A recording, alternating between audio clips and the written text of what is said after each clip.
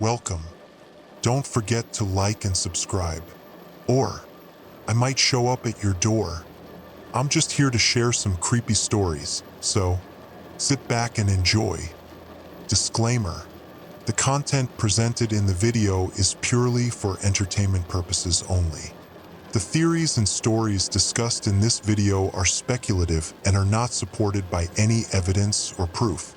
Viewer discretion is advised. CDC Field Journal, Dr. Eliza Monroe, April 25, 2025. Coming back to Pinewood feels strange after 15 years away.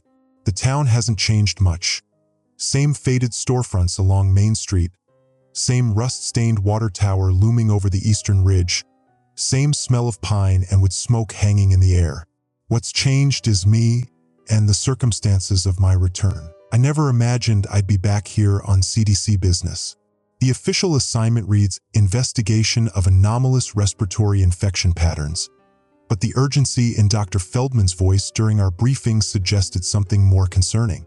3 cases presenting with unusual neurological symptoms, all military personnel from Fort Grayson, the National Guard base just outside town. Nothing conclusive yet, but enough to warrant sending someone to gather preliminary data. When they saw my hometown listed in my personnel file, the decision was made. Local knowledge will be invaluable, Feldman said. What he meant was, these small towns don't open up to outsiders. Tess was waiting for me at the town's only decent motel, the Pinewood Inn, with its peeling green paint and buzzing neon vacancy sign. She hasn't changed much either. Just a few crow's feet around her eyes and streaks of premature gray in her auburn hair. Her hug felt like stepping back in time. God, Liz, when you said you were coming home, I couldn't believe it. She helped me with my bags, eyeing the CDC logo on my duffel with a mixture of pride and apprehension. Though I wish it was under better circumstances. It's probably nothing, I said, not entirely believing it myself. Standard protocol for unusual clusters. She nodded, but I could tell she wasn't convinced. People are talking. 3 soldiers got airlifted to County General last week. Military police have been turning folks away from the East Access Road to the base. Respiratory infections can look scary but usually have simple explanations, I said, reciting the reassuring script we're taught to use in the field. Have you noticed anything unusual around town, other than jumpy soldiers in the stop and shop? She shrugged. Can't say I have. We unpacked my equipment in the motel room, sample collection kits, portable microscope, secure tablet for field notes. I just pulled out my satellite phone when the motel room television flickered on by itself with a harsh static buzz. Both of us jumped. The screen displayed the emergency alert system header, its familiar pattern of black and white bars topped with bold text. A monotone automated voice filled the room. This is an emergency alert issued by the Department of Defense. Residents of Pinewood County are advised to avoid contact with Fort Grayson military personnel until further notice. A training exercise involving non-toxic chemical agents may cause temporary disorientation among service members. If approached by military personnel exhibiting unusual behavior, maintain distance and contact local authorities. This is not a test of the emergency alert system. The message repeated once before the screen returned to a rerun of a cooking show, as if nothing had happened. Training exercise? Tess's voice had an edge to it. Since when do they warn us about training exercises? My phone buzzed. Text from my supervisor. Seen the alert? Call immediately. I excused myself and stepped outside. The evening air had turned cool, carrying the scent of distant rain. 2 rings, then Feldman's voice, tense and low. Monroe, that alert didn't come from us or any other health agency. DoD issued it directly? That's the problem.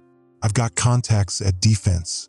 They didn't authorize it either. A chill ran down my spine that had nothing to do with the evening breeze. Could it be a system error? Test message released accidentally. Possible, but unlikely. I'm trying to get clarity, but in the meantime, proceed with extreme caution. Your collection priorities have changed. We need samples from water sources near the base, soil from public areas where military personnel frequent, and if possible, biological samples from the patients. I'm on it, I said, watching as a military Humvee rolled slowly down the street, the soldiers inside scanning storefronts with unusual intensity. I'll head to the hospital first thing tomorrow. No, Feldman said sharply. Water and soil first. Keep your distance from potential carriers until we know what we're dealing with. I ended the call and found Tess standing in the doorway, arms crossed against the chill. Her eyes followed the Humvee as it disappeared around a corner. They never patrol in town, she said quietly. Listen, Tess, I need to ask you something. Has anyone from town visited the base recently? Family members? Friends of soldiers? She was quiet for a moment. My brother Jamie works civilian maintenance there. He hasn't been answering my calls since Sunday. Before I could respond, my phone buzzed again. Unknown number, local area code. Dr. Monroe? This is Sheriff Dana Holden.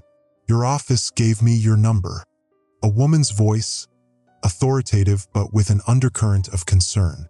I understand you're here about our situation. Just preliminary data collection, I said, keeping my tone neutral. I think you should stop by my office tomorrow. There are some details that didn't make it into the official reports. She paused. Things I didn't want to put in writing. I'll be there first thing. I hesitated, then asked, Sheriff, did you see the emergency alert just now? Yeah, about the training exercise. That's part of what we need to discuss. Her voice dropped. I've been law enforcement in this county for 22 years. Never once has the base issued a civilian alert about a training exercise. After we hung up, I found Tess had gone back inside. She was sitting on the edge of the bed, staring at the silent television. Jamie called me last week, she said without looking up. Said something weird was happening at the base. Some of the soldiers had come back from a training rotation acting strange. Strange how? He wouldn't elaborate, just said they were off, not talking right, moving funny. She finally looked at me, eyes glistening. Then he said something that's been keeping me up at night. He said they'd started wearing their gas masks inside certain buildings. Not everyone, just the officers, like they were afraid of catching something. Outside, somewhere in the distance, sirens began to wail. The motel room television flickered again, static dancing across the screen before resolving into the emergency alert bars. But this time, instead of the automated voice, there was only a wet, organic sound, like something heavy being dragged across a slick floor. It lasted 3 seconds before cutting to silence. The message text on screen read simply, "Remain indoors. Await further instructions." I moved to the window and carefully pulled back the curtain. The Humvee had returned, now stopped in the middle of the street. The soldiers were outside their vehicle, standing completely motionless, faces turned toward the motel. All of them looking directly at my window, standing perfectly still, even as the light rain began to fall. Tessa's voice behind me was barely a whisper. Liz? What's happening? I let the curtain fall back into place. I don't know, but I think that training exercise story is bullshit. The sirens continued to wail into the gathering darkness. CDC Field Journal, Dr. Eliza Monroe. April 26, 2025. We didn't sleep last night. How could we? The soldiers remained outside for nearly 3 hours, standing in the rain without moving, their eyes fixed on our window. I kept the curtains drawn, but I could feel their gaze penetrating through. At 2:17 a.m., they returned to their vehicle in perfect unison, a synchronization that sent chills down my spine. No commands given, no signals exchanged, just simultaneous movement like puppet limbs pulled by the same string. Tess spent the night on the second double bed in my room. Neither of us voiced the obvious. Something was deeply wrong with those soldiers. Dawn broke with leaden skies and a heavy mist clinging to the pines. My first stop was supposed to be the sheriff's office, but when I called to confirm, no one answered. After the 5th try, I decided to proceed with Feldman's directive: water and soil samples first. Pine Creek runs along the eastern boundary of Fort Grayson before winding through town. The base sits upstream, making it an ideal first collection point. Military installations always affect local watersheds. It's standard protocol to check runoff patterns for contaminants. Tess insisted on coming with me. "Jamie's my brother," she said, throwing her rain jacket over her shoulders. "And I know every inch of these woods." We parked her truck at Miller's Bridge and hiked upstream along an old fishing trail. The woods were unnaturally quiet. No birdsong, no rustling undergrowth. Just the sound of water over rocks and our own careful footsteps on wet leaves. The base's water treatment facility discharges about half a mile up, Tess explained as we picked our way along the muddy bank. Jamie helped install the new filtration system last year. Did he ever mention any issues with it? Malfunctions, unusual protocols? She shook her head, then hesitated. Well, he did say something about additional security checkpoints being added around the water facility last month. Said it was weird because it's just sewage treatment, not weapons storage. We reached a bend in the creek where the current slowed, creating a small, still pool. That's when I noticed it. A subtle iridescent sheen on the water's surface, less like petroleum contamination and more like the rainbow hues of a soap bubble. I donned nitrile gloves and collected 3 water samples in sterile containers, carefully documenting the GPS coordinates. As I sealed the 3rd sample, my phone buzzed with an incoming call. "Sheriff Holden, where are you?" Her voice was tight, urgent. "Collecting samples along Pine Creek, east of Miller's Bridge. Get back to town. Now." I could hear engines running in the background of her call. "We've got a situation at the elementary school. One of the soldiers went in during morning drop-off. He's not responding to commands." "What's he doing?" I asked, already packing up my equipment. "Just standing there, in the middle of the gymnasium. Won't speak, won't move. Kids are all evacuated, but I've got 38 missed calls from panicked parents. I'm on my way." As I ended the call, Tess pointed toward the creek bank 20 yards upstream. A figure stood at the water's edge, a National Guard soldier in fatigues, no weapon visible. He was bent at the waist, hands submerged in the creek. "Is he drinking?" Tess whispered. "He wasn't drinking." As we watched in horrified fascination, the soldier repeatedly submerged his hands, then rubbed the creek water over his face, neck, and arms. Each motion was identical to the last. Dip, scoop, apply. Dip, scoop, apply. The mechanical repetition made my skin crawl. "Let's go," I whispered, pulling Tess back toward the trail. "Don't let him see us." Too late. The soldier's head snapped up, turning toward us with an unnatural swiftness. At this distance, I could see his face clearly. Eyes bloodshot to the point of appearing solid red, skin pallid with a faint blue undertone.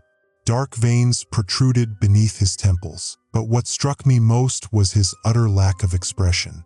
Not blank, not neutral, an absence, as if the facial muscles had forgotten their purpose. We backed away slowly. The soldier straightened to full height but didn't approach.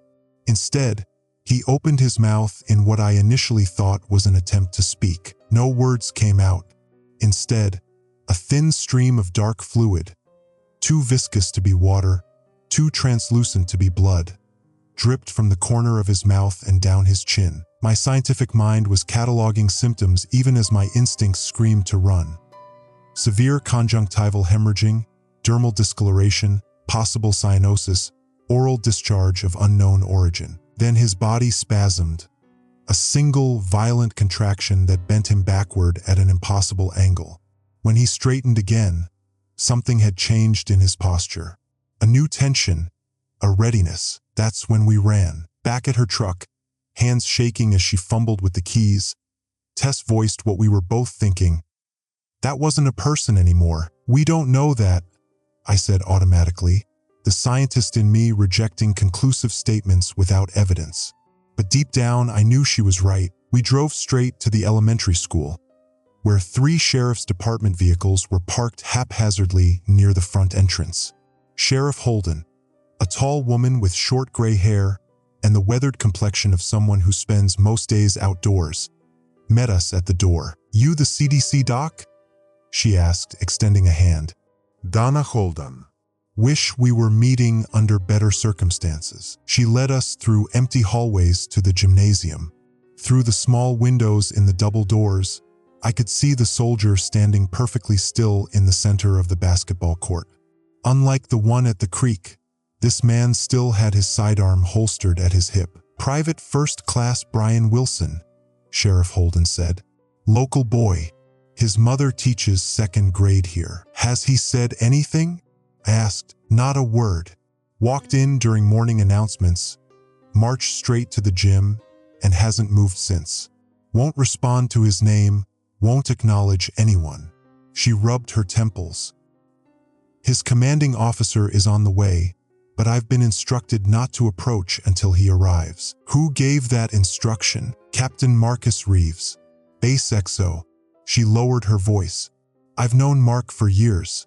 He sounded different on the phone, clipped, like he was reading from a script. Through the window, I studied the soldier. Same bloodshot eyes, same protruding veins at the temples.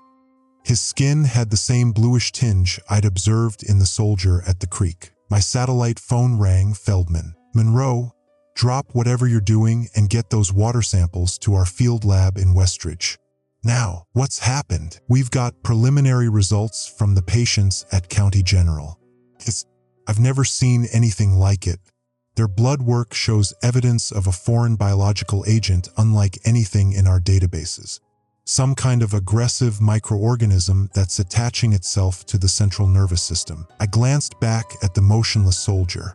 "And the symptoms?" "That's just it. The symptoms shouldn't be possible with the patient's vital signs. 2 of them haven't taken a breath in over 14 hours, but they're still conscious.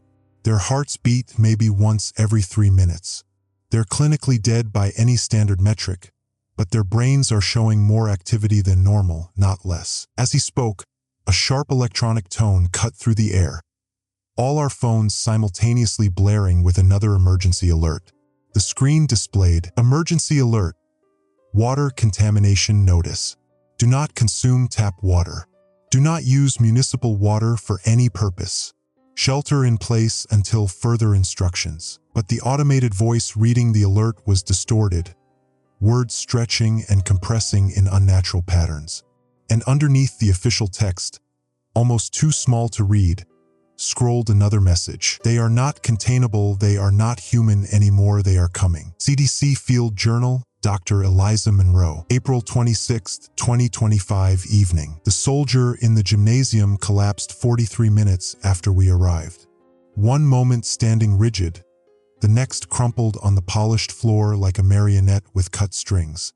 Sheriff Holden and I rushed in with paramedics, but it was immediately clear that traditional resuscitation protocols would be useless. No pulse. No respiration. Skin cold to the touch, too cold for someone who had been alive minutes earlier. And yet, his eyes remained open, tracking our movements. "Jesus Christ," one of the paramedics whispered, backing away. "He's looking at us." I maintained professional composure, directing them to secure the patient for transport while I collected samples. Blood, saliva, tissue swabs from exposed skin. The dark fluid I'd seen earlier was present in the corners of his mouth, and when I swabbed it, the cotton turned black and began to dissolve. Sheriff Holden received word that Captain Reeves had been delayed and wouldn't be coming to the school after all.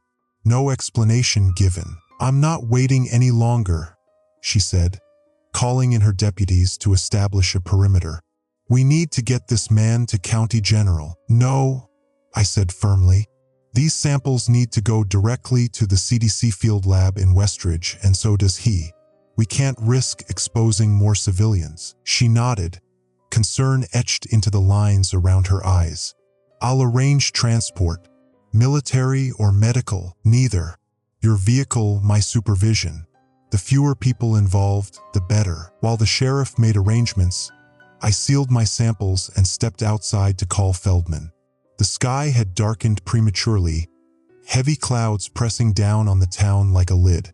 In the distance, I could see more military vehicles moving along Main Street. The infection vector appears to be waterborne, I reported. But the transmission mechanism is unclear. I've observed 2 infected individuals now, both military, both with identical symptoms. Any civilians showing signs? Feldman asked. Not yet, but there's something else you should know. I hesitated, knowing how it would sound. The emergency alerts, I think they're being hijacked. The last one contained an unauthorized message. Silence on the line. Then, what did it say? I told him. More silence. Monroe, you need to consider the possibility that the pathogen is affecting neurological function to the point of causing hallucinations. We've seen it before with certain fungal contaminants. I know what I saw, I insisted. And Tess and Sheriff Holden saw it too. Shared mass hysteria is also documented, especially in high-stress containment scenarios. His voice softened slightly. Just keep documenting everything objectively. We'll sort fact from perception later. As I ended the call, Sheriff Holden emerged from the school with 2 deputies flanking her. Transports arranged. My personal trucks around back. But I've got another problem, 3 more reports of soldiers in town, all just standing places, outside the pharmacy, in the middle of the park. One walked into the hardware store and hasn't moved for over an hour. Are they interacting with civilians? No, just standing, like they're waiting for something. She ran a hand through her short gray hair. The base isn't responding to my calls anymore. I've known the desk sergeant there for 15 years, Roy Simmons.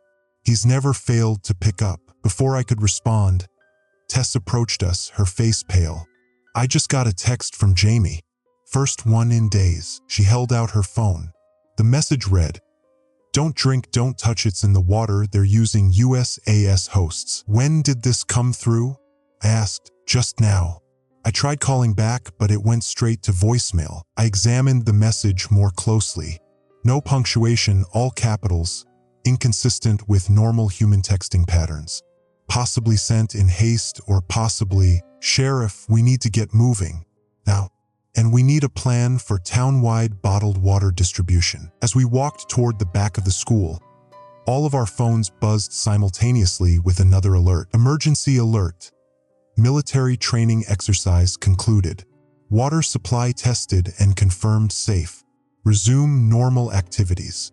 Disregard previous alerts. But the automated voice had deteriorated further, the words now barely recognizable through a wet, gurgling distortion. And this time, the subtext scrolled more prominently. "We are spreading, we cannot be stopped, drinking only accelerates the process." That's not an official alert, Sheriff Holden stated flatly. "I'm calling the State Emergency Management Office." She stepped away to make the call while Tess and I continued toward her truck. The infected soldier had been secured on a gurney by the paramedics, who looked deeply uncomfortable with the situation. "We're not equipped for this kind of transport," one said nervously. "He's not even properly stabilized." "I'll take full responsibility," I assured them, helping to load the gurney into the covered bed of the sheriff's pickup. "Just need to get him to Westridge." As we finished securing the gurney, Sheriff Holden returned, her expression grim. "State office has no record of any alerts being issued for Pinewood County today. None. They're sending a tech team to investigate possible system compromise." "How long will that take?" I asked. 12 hours minimum." She checked her sidearm, a gesture I found both concerning and reassuring. "We're on our own until then. The drive to Westridge normally takes 40 minutes. We made it in 27. Sheriff Holden pushing her truck to its limits on the winding forest roads. Tess rode shotgun while I stayed in the back with our patient, monitoring for any changes. 15 minutes into the journey, his eyes began to move more rapidly, darting from side to side.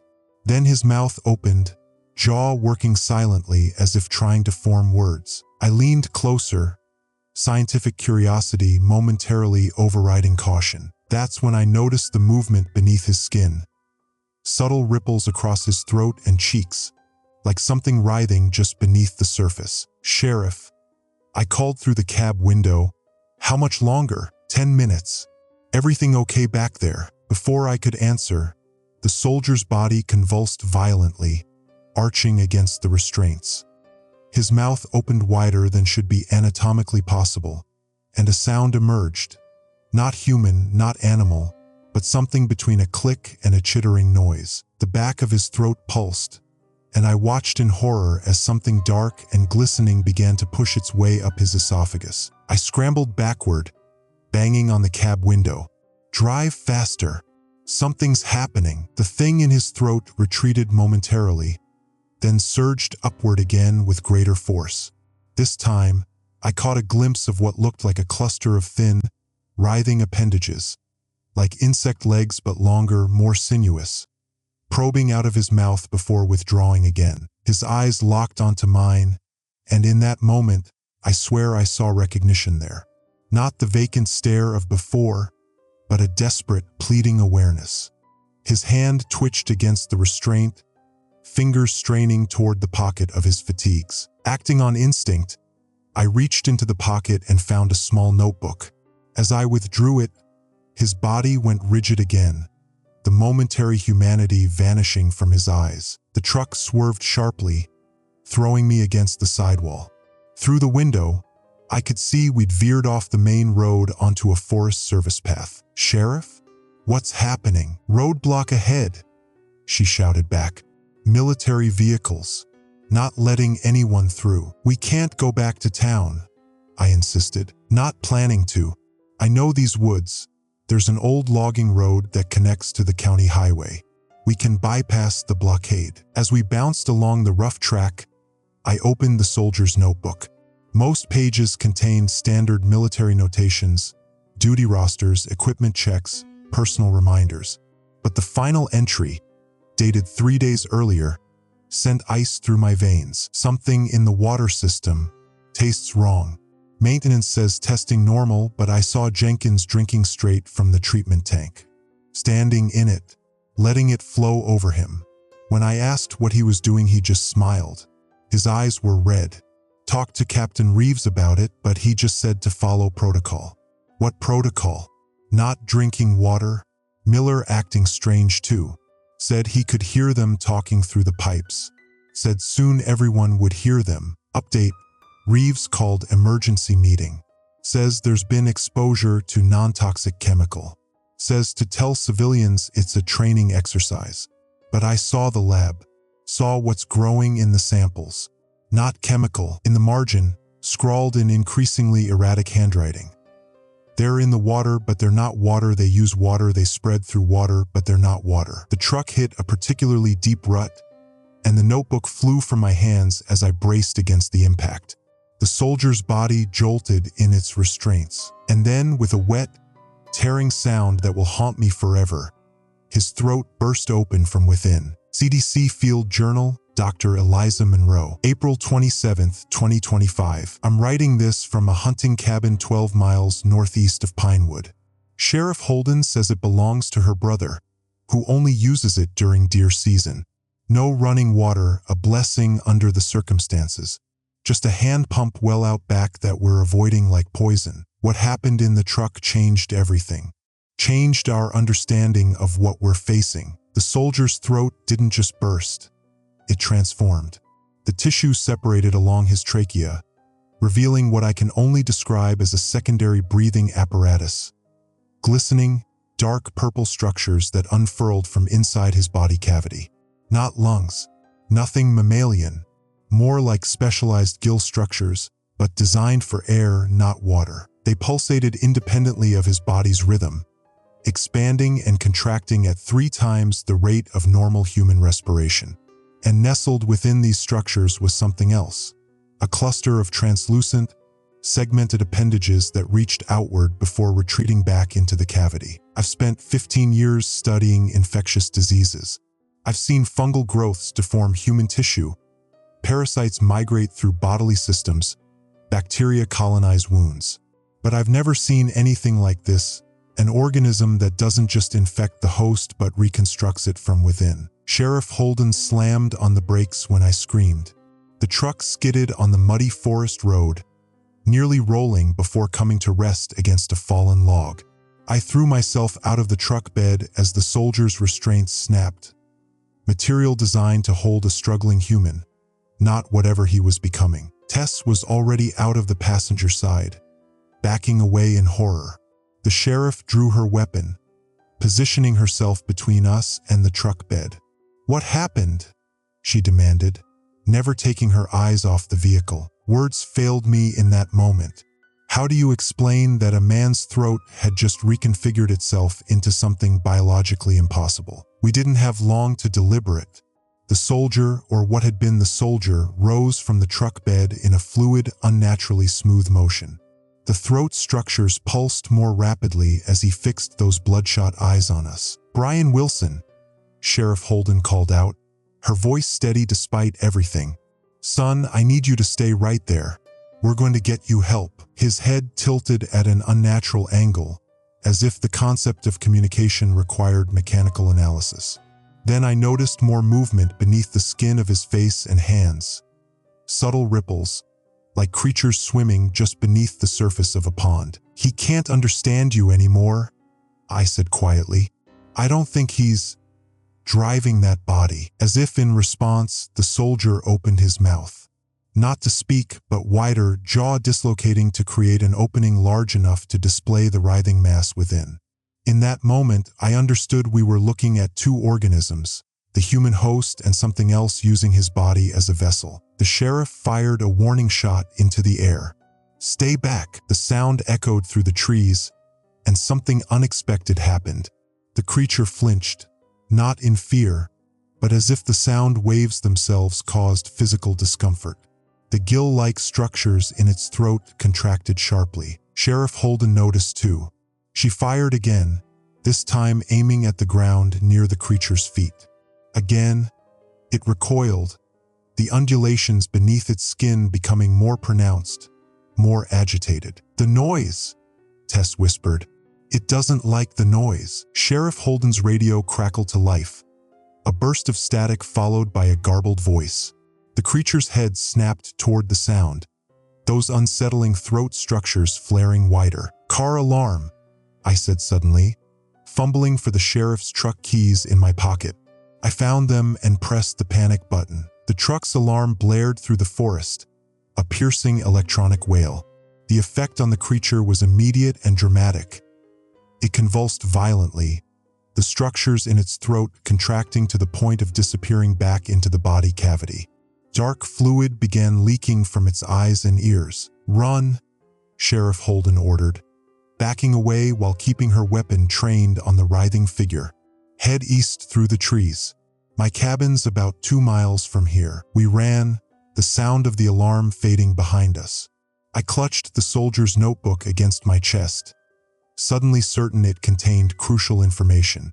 Sheriff Holden led the way, navigating the forest with the confidence of someone who'd spent a lifetime in these woods. After reaching the cabin and securing it as best we could, we finally had a moment to process what we'd witnessed. "It wasn't human anymore," Tess said, her voice hollow as she stared at the cold fireplace. "Brian Wilson played on my brother's baseball team in high school.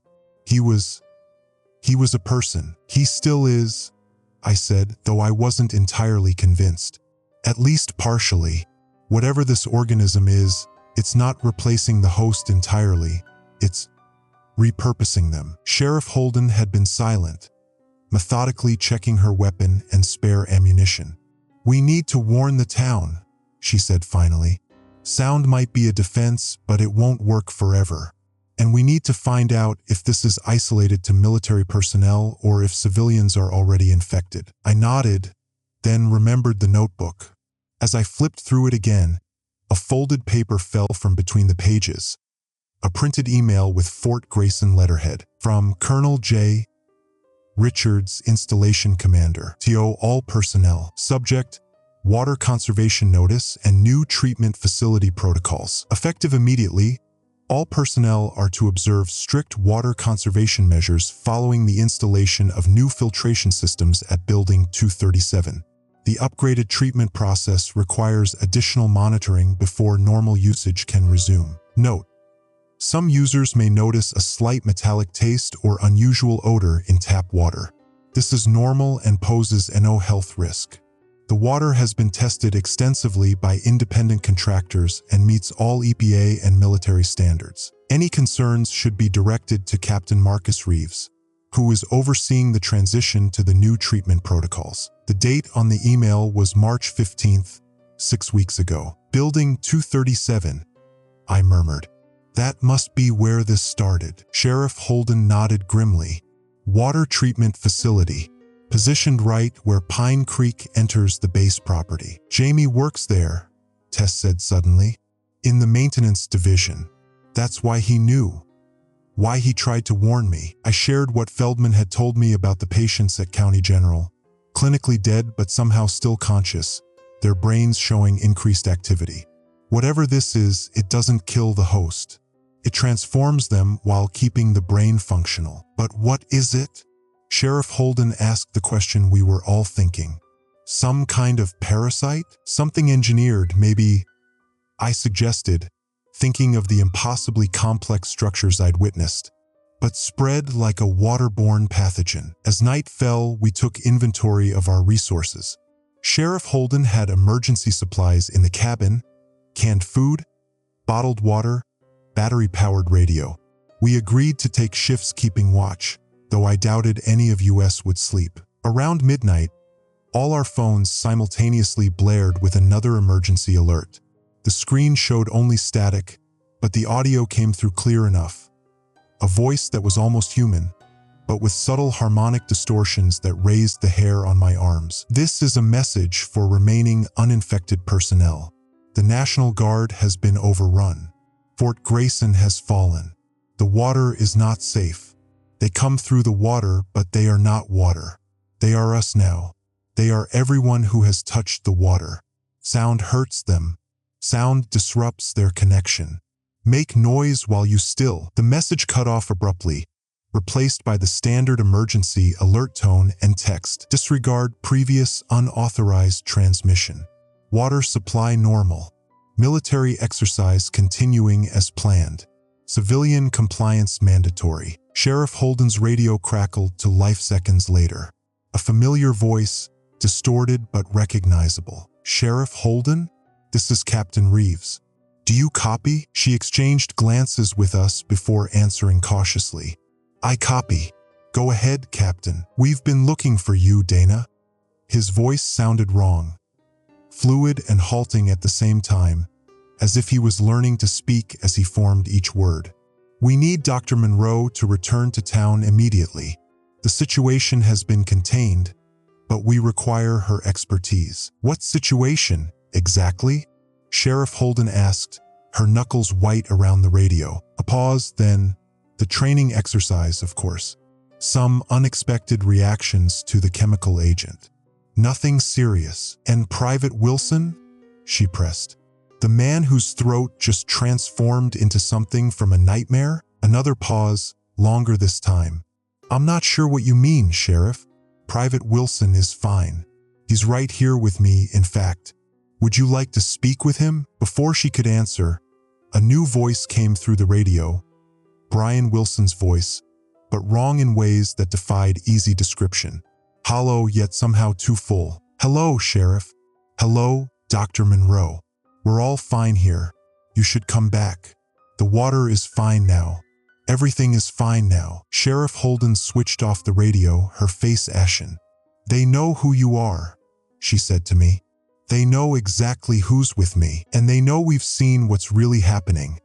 I added. Tess, who had been silent during the exchange, suddenly stood up. We need to go back, she said, her voice taking on a strange, distant quality. Jamie needs me. Everyone needs us. I noticed then that her hands were wet, glistening in the dim light of the cabin. Tess? I asked carefully. Where did you get water? She smiled, but the expression didn't reach her eyes, which I now saw were rimmed with red. There's a little stream out back. I was so thirsty. So very thirsty. CDC Field Journal, Dr. Eliza Monroe. April 28, 2025. The first rays of dawn filtered through the cabin's dusty windows, illuminating Tess's sleeping form. She'd finally drifted off after hours of violent convulsions, the worst of which came when Sheriff Holden and I forced her to vomit up whatever water she'd consumed from that damned stream. I'm not convinced it helped, but we had to try something. I haven't slept. Can't sleep. The image of what happened to Private Wilson keeps replaying in my mind. Those glistening gill-like structures pulsating in his throat. And now Tess might be harboring the same parasite within her. Sheriff Holden sits by the window, rifle across her lap, eyes trained on the tree line. Neither of us has spoken about what we'll do if Tess transforms during the night. We haven't had to. Some decisions are understood without words. 3 more emergency alerts blared through our phones during the night. Each message more corrupted than the last. Bizarre syntax, overlapping voices, bursts of sound that seemed almost like code. But beneath the electronic distortion, each alert conveyed the same core message. Return to town. The situation is under control. Water services have been restored to safe levels. 9:07 morgens. Tess woke an hour ago. She seems normal, confused, frightened, but lucid. No visible signs of infection. No redness around the eyes. No tremors in her hands. She claims not to remember drinking from the stream or her strange behavior afterward. Sheriff Holden remains skeptical, keeps the rifle within reach. We need a plan, the sheriff said after we'd shared the last of the canned beans.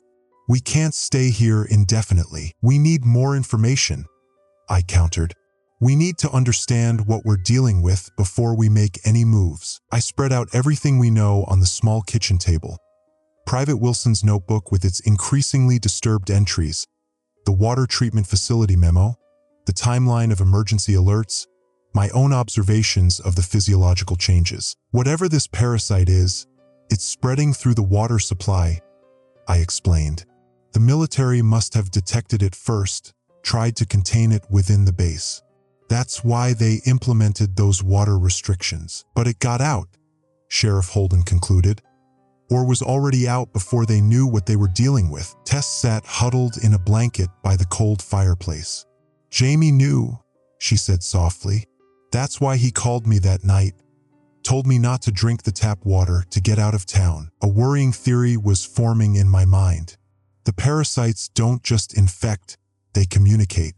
That's what we're seeing with these emergency alerts. They've taken over the communication systems. But why lure people back? Sheriff Holden asked. Resources, I said grimly. They need more hosts. The cabin's ancient radio suddenly crackled to life, making us all jump. Through bursts of static, a familiar voice emerged, Captain Reeves. Attention all uninfected personnel and civilians. This is Captain Marcus Reeves of the National Guard. I am implementing Emergency Protocol 7729 Alpha effective immediately. The 3 of us exchanged glances.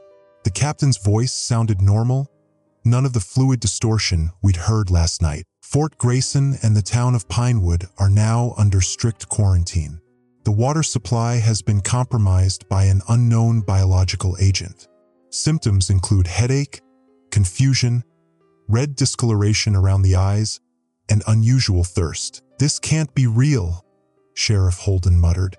They already got to him last night. All residents are ordered to remain in their homes. Do not attempt to flee the quarantine zone. Roadblocks have been established on all major routes. Military personnel are authorized to use force if necessary to maintain the perimeter. If you are experiencing symptoms, isolate yourself from uninfected individuals immediately. Do not consume tap water under any circumstances. Bottled water distribution points are being established at the following locations. As Captain Reeves listed locations, the high school gymnasium, the church, the fire station. I noticed something odd in his cadence, subtle pauses where none should exist. He's fighting it, I whispered. The parasite has him, but he's fighting to get information out. The broadcast continued, becoming increasingly fragmented. Water filtration. Building 237, sound disruption at frequencies, kilohertz range. Parasite responds to static. Dr. Monroe, if you're hearing this, Static, acoustic resonance weapon in development. My office safe. Static. The transmission abruptly cut off, replaced by the standard emergency alert tone. Disregard previous unauthorized transmission. Routine military exercise continues. Water supply confirmed safe by independent testing. Captain Reeves has been relieved of duty due to stress-induced psychosis. Sheriff Holden switched off the radio. Well, that answers one question. Reeves was still fighting it, at least until just now, and he was trying to tell us something important. I added, something about sound disruption and an acoustic weapon. The parasites are vulnerable to certain frequencies. That explains why Wilson reacted so violently to the truck alarm, Sheriff Holden said, nodding slowly. We need to get to Captain Reeves's office, I decided. If there's information about a weapon against these things, that's our best chance. Tess looked up, her face pale. But the base is overrun. You heard what that alert said yesterday. I met her eyes, searching for signs of the parasite, that subtle wrongness we'd seen in others. But all I saw was fear. Human fear. It's our only option, I insisted. We need a weapon, and Reeves just told us where to find one. 2:34 p.m. We spent hours debating the best approach to Fort Grayson. Sheriff Holden insisted on scouting ahead, using hunting trails she knew that led close to the base perimeter. Before she left, she showed us how to use her rifle, just in case. Aim for the throat, she instructed grimly. Based on what we saw with Wilson, that's where the parasite seems to concentrate. After she departed, Tess and I maintained an uneasy silence. Every creak of the cabin, every rustle from outside sent our hearts racing. I kept a careful eye on her, watching for symptoms of the redness around the eyes, the tremors, the disjointed speech patterns. You think I'm infected, don't you? She finally asked. I don't know, I answered honestly. The incubation period, the symptoms, we're still learning how this works. She nodded slowly. If I start to change, don't hesitate. Before I could respond, the radio sparked to life again. This time, no voice came through, only a pulsing tone that oscillated between frequencies. It continued for exactly 60 seconds before stopping. Tessa's eyes widened. Was that a signal?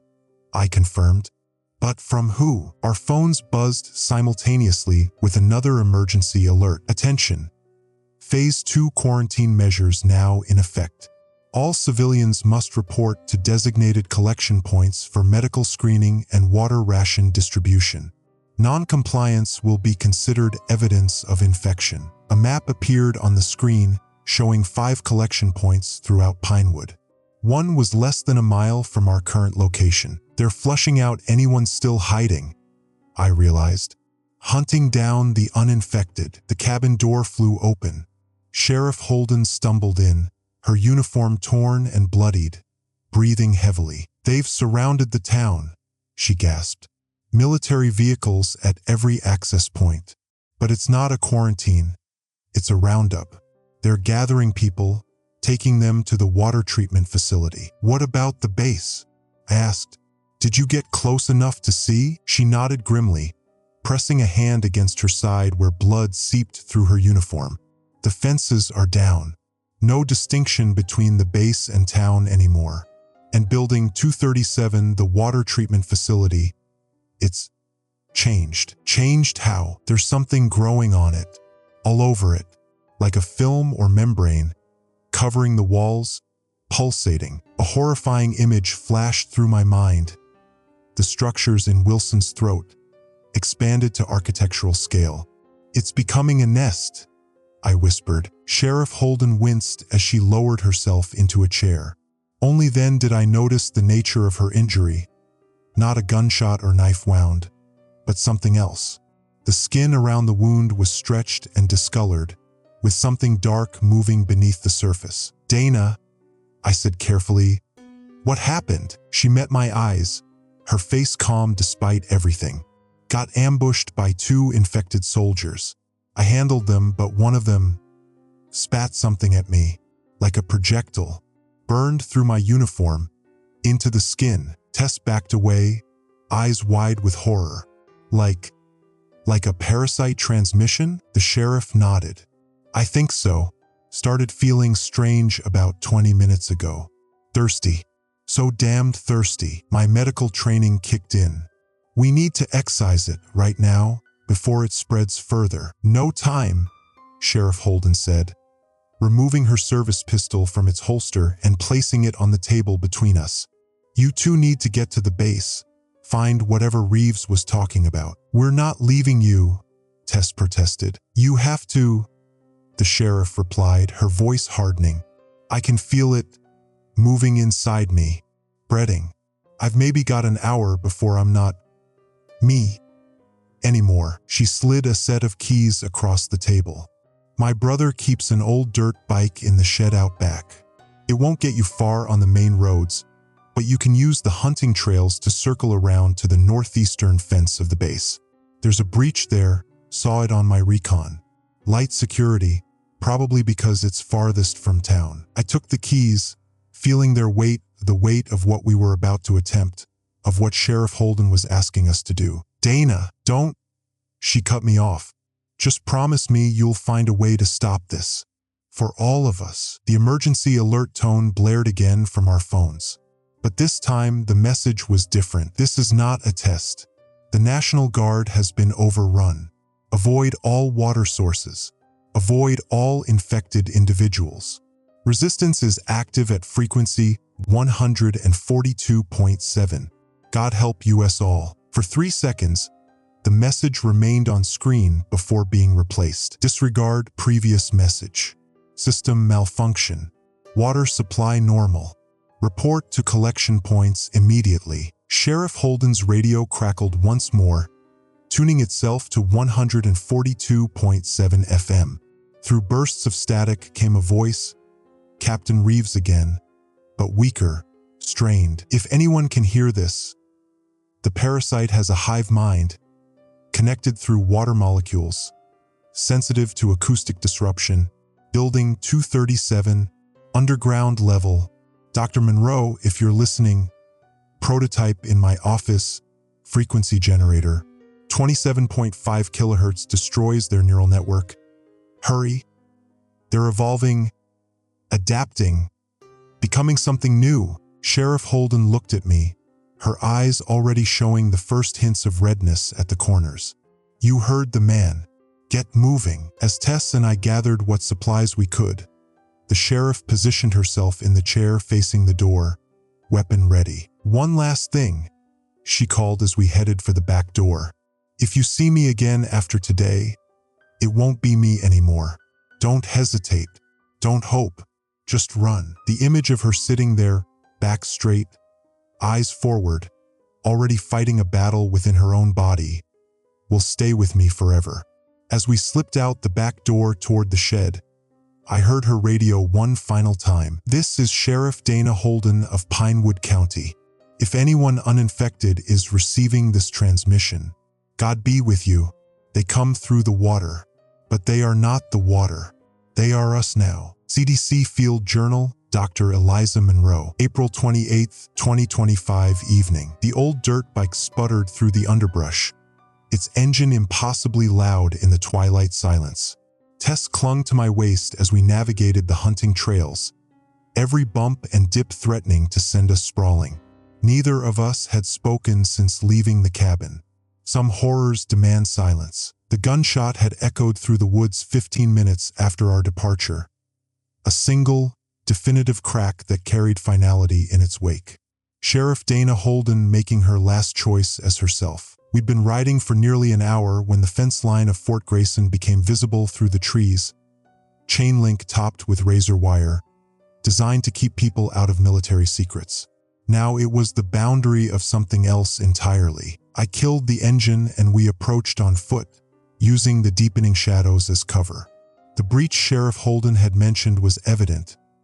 A section of fence had been crushed inward, as if something large had plowed through it from the inside. Look, Tess whispered, pointing to the ground near the fence. Bootprints. Dozens of them, all leading outward into the surrounding forest. They've been sending patrols out, I realized. Hunting parties. How do we know which buildings are which? Tess asked as we slipped through the damaged fence. I've never been on base. I pulled Private Wilson's notebook from my pack. In addition to his increasingly disturbing journal entries, he had included a crude map of the installation, marking key locations. Building 237, the water treatment facility, was on the far western side, closest to town. Captain Reeves's office would be in the administrative building near the center of the base. We need to stay away from main roads and lit areas, I whispered. Move building to building, keep to shadows. The base was unnervingly quiet.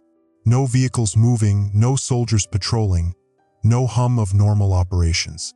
Occasionally, we'd hear a distant sound, something between a shout and a gurgle echoing between buildings. As we crept past the barracks, I noticed something odd about the windows. Many were covered with a thin, translucent film, similar to what Sheriff Holden had described growing on Building 237, but in earlier stages. In some windows, dark shapes moved behind this membrane, silhouettes that weren't quite human anymore. They're cocooning, I whispered, transforming the interior spaces. Tessa's hand tightened around mine. Into what? Before I could answer, a new emergency alert blared from both our phones. We frantically fumbled to silence them, ducking behind a supply shed as the alert echoed across the empty base from dozens of other devices. Attention all military personnel and civilians. Convergence protocols now active. Proceed to nearest water distribution node for integration. Resistance causes unnecessary pain. Acceptance brings clarity. The message repeated 3 times before our screens went dark. They didn't even bother making it sound normal this time, Tess whispered. Because they don't need to anymore, I realized. Anyone still uninfected knows what's happening by now. We continued our approach toward the administrative building, using the cover of darkness. As we rounded the corner of the motor pool, I froze, pulling Tess back against the wall. 20 yards ahead, a group of soldiers stood in rigid formation, but not like any military stance I'd ever seen. Their bodies were eerily still, faces upturned toward the night sky, throats exposed. And from those exposed throats emerged the now familiar gill-like structures, pulsating in perfect unison. More disturbing was what happened next. As we watched, paralyzed with horror, a fine mist began to emanate from these structures, not directed outward, but upward, a column of microscopic droplets rising into the air above them. They're releasing something, Tess breathed. Spores, I whispered, or the aquatic equivalent. They're aerosolizing the parasite. We backed away slowly, circling wide around the group. By the time we reached the administrative building, my mind was racing with implications. The parasites were evolving, adapting to their new terrestrial environment. Water had been their initial transmission vector, but they were developing new methods of spread. The administrative building's door was locked, but a nearby window had been shattered. We climbed through carefully, finding ourselves in a darkened hallway lined with offices. We need to find a directory, I whispered. Figure out which office belongs to Captain Reeves. Tess nodded, moving cautiously down the hall toward what looked like a reception area. I followed, sweeping my flashlight beam across nameplates on doors. The beam caught something on the floor ahead, a dark, viscous puddle that glistened with unnatural iridescence. I stopped short, directing the light to follow the trail. It led to a body slumped against the wall, a soldier, his throat torn open not from the outside, but from within. The gill structures had erupted with such violence that they'd shredded the surrounding tissue. Rejection, I murmured, kneeling to examine the body while keeping a safe distance. The parasite wasn't compatible with this host. How is that possible? Tess asked. It seems to work on everyone else. Immune system variances, maybe, or... My eyes widened as I noticed something on the soldier's wrist, a medical alert bracelet. Allergies. He was severely allergic to shellfish. A theory began forming. Chitin, I said, If the parasite has an exoskeleton similar to crustaceans, his body recognized it as an allergen and fought back. Tess finished, understanding dawning on her face. Successfully, but too late, I added grimly, standing up. The damage was already done. A sound from further down the hall sent us pressing into the shadows. A wet, rhythmic slapping, like something heavy and damp being dragged across the floor. It grew louder, accompanied by a gurgling hiss. I risked a glance around the corner and immediately pulled back, my heart hammering. What I'd seen defied easy description. A figure that had once been human but was now grotesquely transformed. Its torso had split open vertically, the gill structures no longer contained in the throat but expanded throughout the chest cavity. Multiple appendages, like the ones I'd glimpsed in Private Wilson's throat, now protruded from this opening, dragging the host body forward in a horrific crawl. Stage 2, I breathed. The parasite outgrows the host. We retreated silently, finding an alternate route through a side office. A building directory mounted on the wall indicated Captain Reeves's office was on the second floor, east wing. The stairwell was dark, our flashlight beams creating moving shadows that sent our already frayed nerves into overdrive.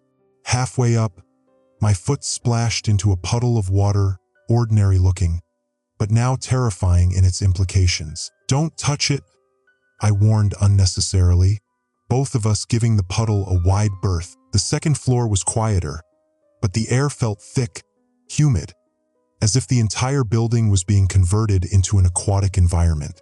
Many of the doors stood open, offices dark and empty. Captain Reeves's office was at the end of the hall, the door closed. A brass nameplate confirmed we'd found the right place. The door was locked. Tess produced a credit card from her wallet, a hint of her former self showing through as she worked it between the door and frame with practiced ease. "Misspent youth," she explained with a shadow of a smile as the lock clicked open. The office beyond was in disarray, papers scattered, furniture overturned, signs of a struggle, and blood, splashes on the desk, smears on the wall, a larger puddle congealing on the floor. "He fought them," Tess whispered. I moved to the desk, searching for anything that might help us. A framed photo caught my eye, Captain Reeves standing with his arm around Sheriff Holden, both in civilian clothes, fishing gear in hand, smiling by a lake. They knew each other, I realized, outside of their professional roles. "Friends, looks like," Tess agreed, already working on the combination safe mounted on the wall. "Any idea what the code might be?" I studied the photo more closely, noticing a date inscribed in the corner, June 17th, 14. "Try 061714, I suggested. Tess entered the numbers, and the safe clicked open. Inside was a single item, a device about the size of a laptop, but thicker with various dials and a digital display. A handwritten note was taped to the top. Prototype, 27.5 kilohertz, 30-foot effective radius. Handle with care. The acoustic weapon, I breathed. This disrupts the parasite's neural network. As I carefully lifted the device from the safe, our phones buzzed simultaneously. Another emergency alert. Attention. Unauthorized removal of military property detected. Security protocols activated. Convergence team dispatched to administrative building. "They know we're here," Tess gasped. "They're tracking our phones." I fumbled to turn off my device, but it was too late. Below us, the main doors of the building crashed open, followed by the sound of multiple footsteps, heavy, irregular, wet. "We need to find another way out," I said, shoving the acoustic device into my backpack. We moved to the window. 2 stories up, no fire escape. Below, the darkness concealed whatever might be waiting. "The roof," Tess suggested. "Maybe we can cross to another building." The stairwell at the opposite end of the hall led to a roof access door. As we pushed through onto the flat rooftop, the cool night air hit us like a blessing after the humid interior. From this height, we could see much of the base and the horror of what it was becoming. Building 237 in the distance was now entirely engulfed in the translucent membrane, pulsating with bioluminescent light. Similar growth had begun spreading to adjacent structures, webbing between them like the beginnings of a vast, living network. And moving through the streets below were dozens of figures, some still recognizably human, walking with stiff, unnatural gaits. Others had progressed further, their bodies distorted, their movements a grotesque parody of human locomotion. All were converging on the administrative building. Behind us, the roof access door burst open. Captain Marcus Reeves emerged, or what remained of him. His uniform hung in tatters around a body that had begun its transformation. The gill structures pulsated in his throat, but his eyes, bloodshot and strained, still held a glimmer of humanity. "Dr. Monroe," he rasped, the words clearly causing him pain. "Did you find it?" I nodded, pointing to my backpack. "Use it," he managed. Building 237, underground level, central node. "Destroy it." His body convulsed violently, the gill structures flaring wider. With visible effort, he steadied himself against the doorframe. "They're connected, all of them, water molecules, conducting signals." Each phrase seemed to cost him tremendous effort. "Destroy the node. Disrupt the network." "Captain," I said, taking a cautious step toward him, "is there a cure? Some way to reverse this?" His expression shifted, despair mixed with determination. "Too late for us.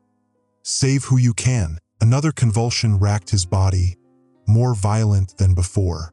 When he looked up again, the humanity in his eyes was fading rapidly. "Run," he gasped, the word barely recognizable.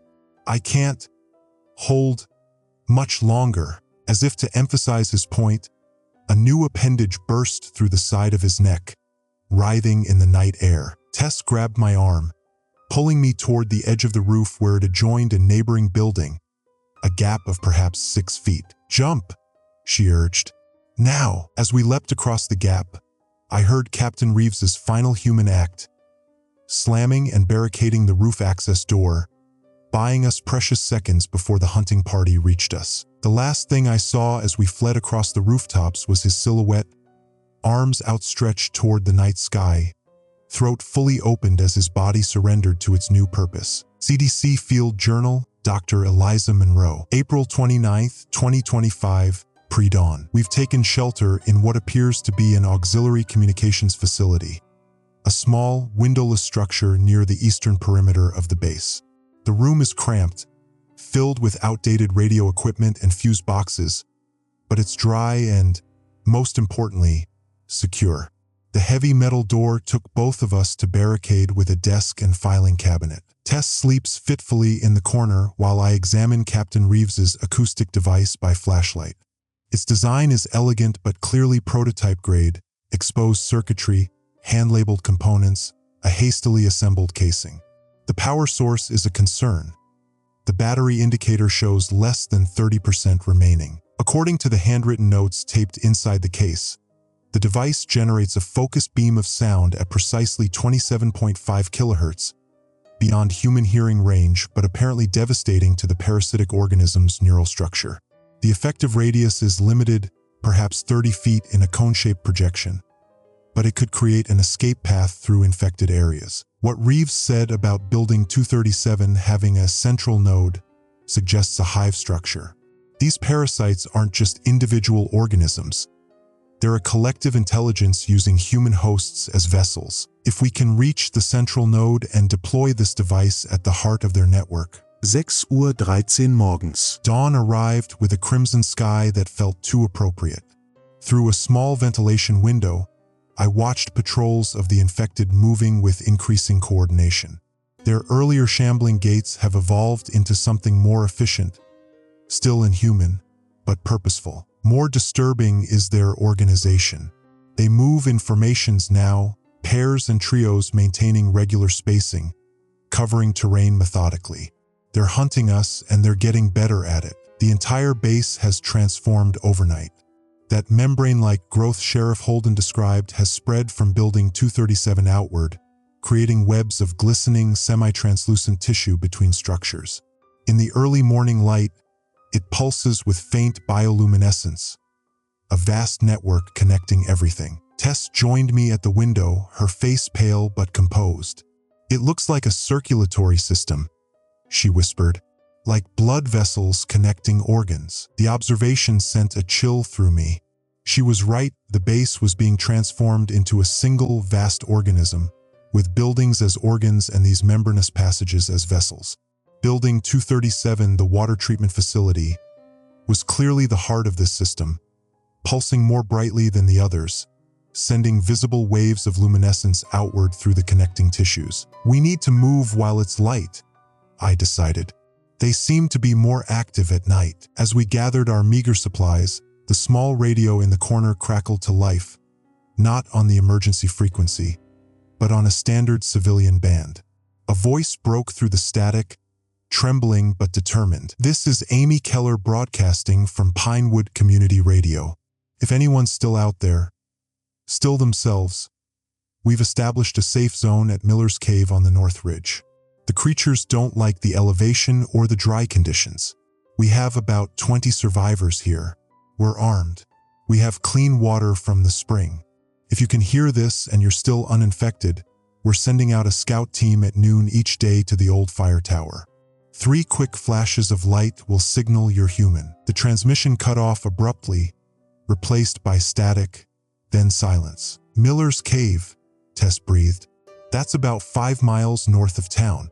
My dad used to take us hiking there. If we can deploy this device at the central node, disrupt their network, maybe we can create enough chaos to escape to the cave," I suggested, already mentally mapping the most direct route to Building 237. Tess's hand closed around mine, surprising me with its strength.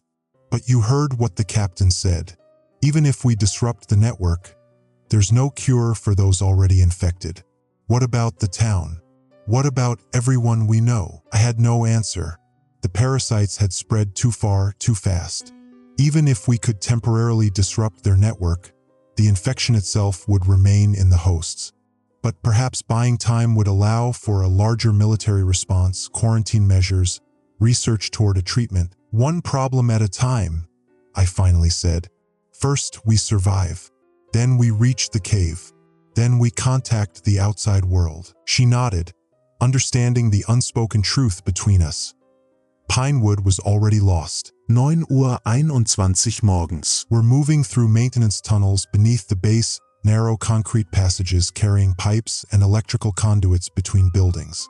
Tess discovered a service entrance behind the communications facility, and these tunnels appear on Private Wilson's crude map, though marked with ominous question marks. The air down here is thick with moisture, condensation dripping from pipes overhead. Every drop that lands nearby sends us flinching. Water is no longer just water. The acoustic device weighs heavily in my backpack, both physically and metaphorically. A prototype weapon that might disrupt the parasite's neural network. Our only hope against an organism that has overtaken an entire military installation and the surrounding town in less than 2 months. According to Wilson's map, these tunnels should connect to Building 237's underground level, the heart of the infection, where Captain Reeves said we'd find the central node. The irony isn't lost on me. We're traveling through water infrastructure to fight an aquatic parasite. 10:47 Uhr morgens. We've paused at a junction to consult the map. The tunnels branch in 3 directions, and Wilson's markings are unclear. As we deliberated, our phones simultaneously lit up with another emergency alert, the screens displaying only static, but a voice emanating from the speakers. "We sense you moving beneath. We feel your vibrations. Your resistance is fascinating but ultimately futile. You carry the disruptor. Surrender it and join us willingly. The transition can be painless." The message repeated once, then our phones went dark.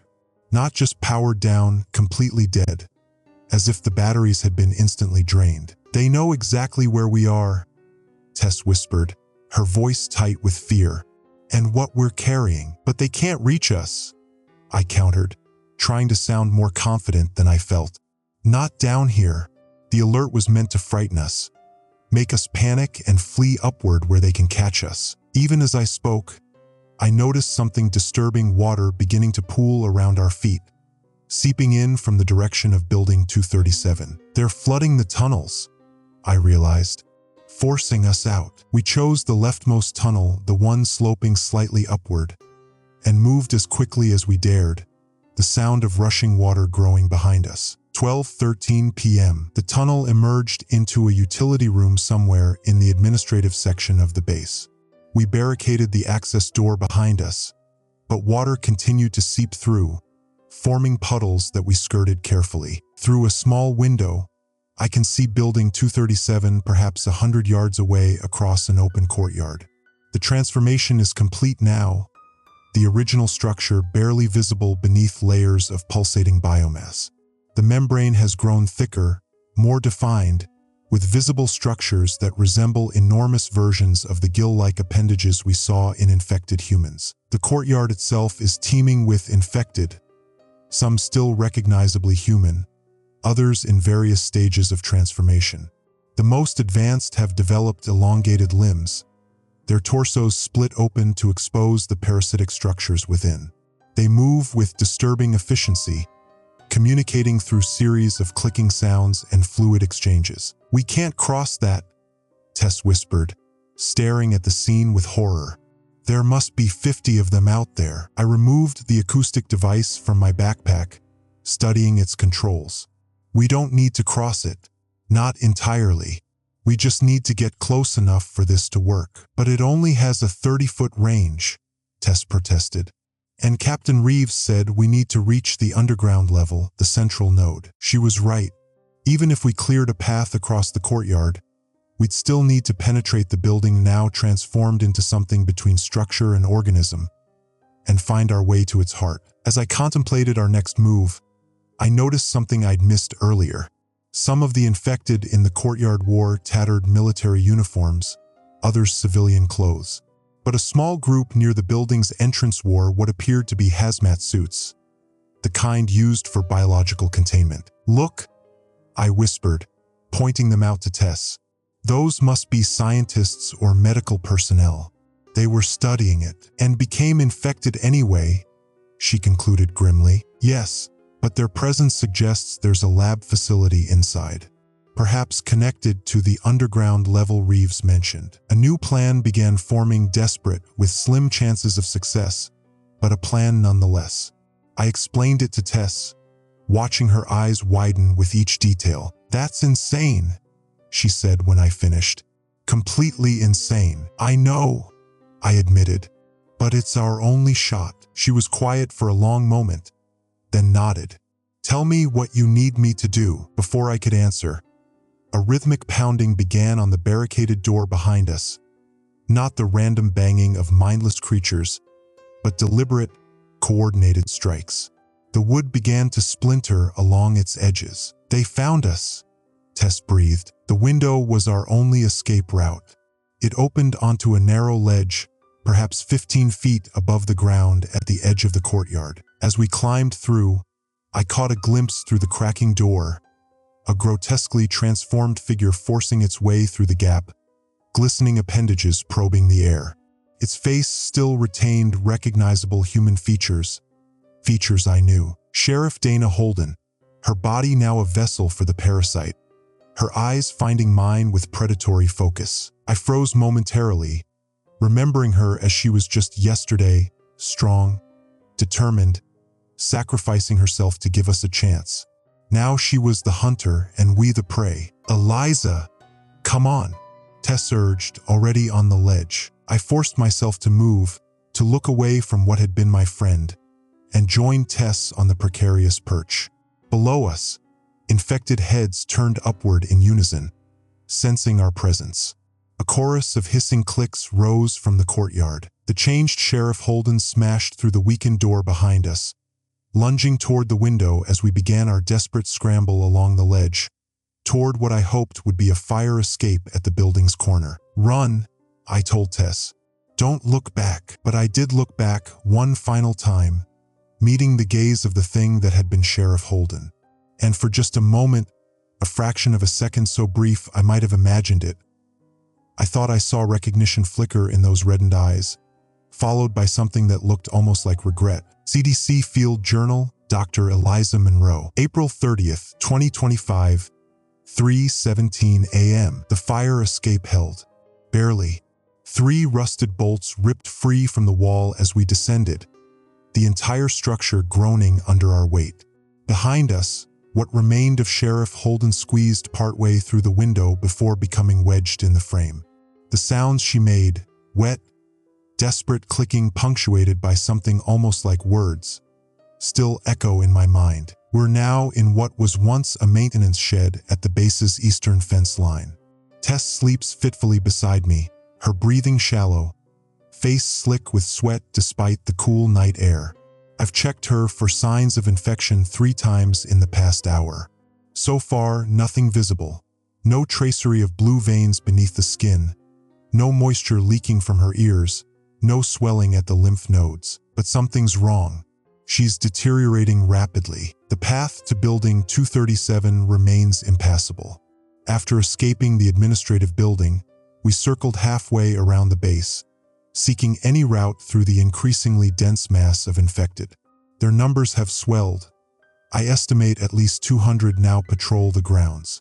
Worse, they move with unmistakable intelligence, maintaining sentry positions at all potential entry points. The parasitic growth connecting the buildings has developed new structures.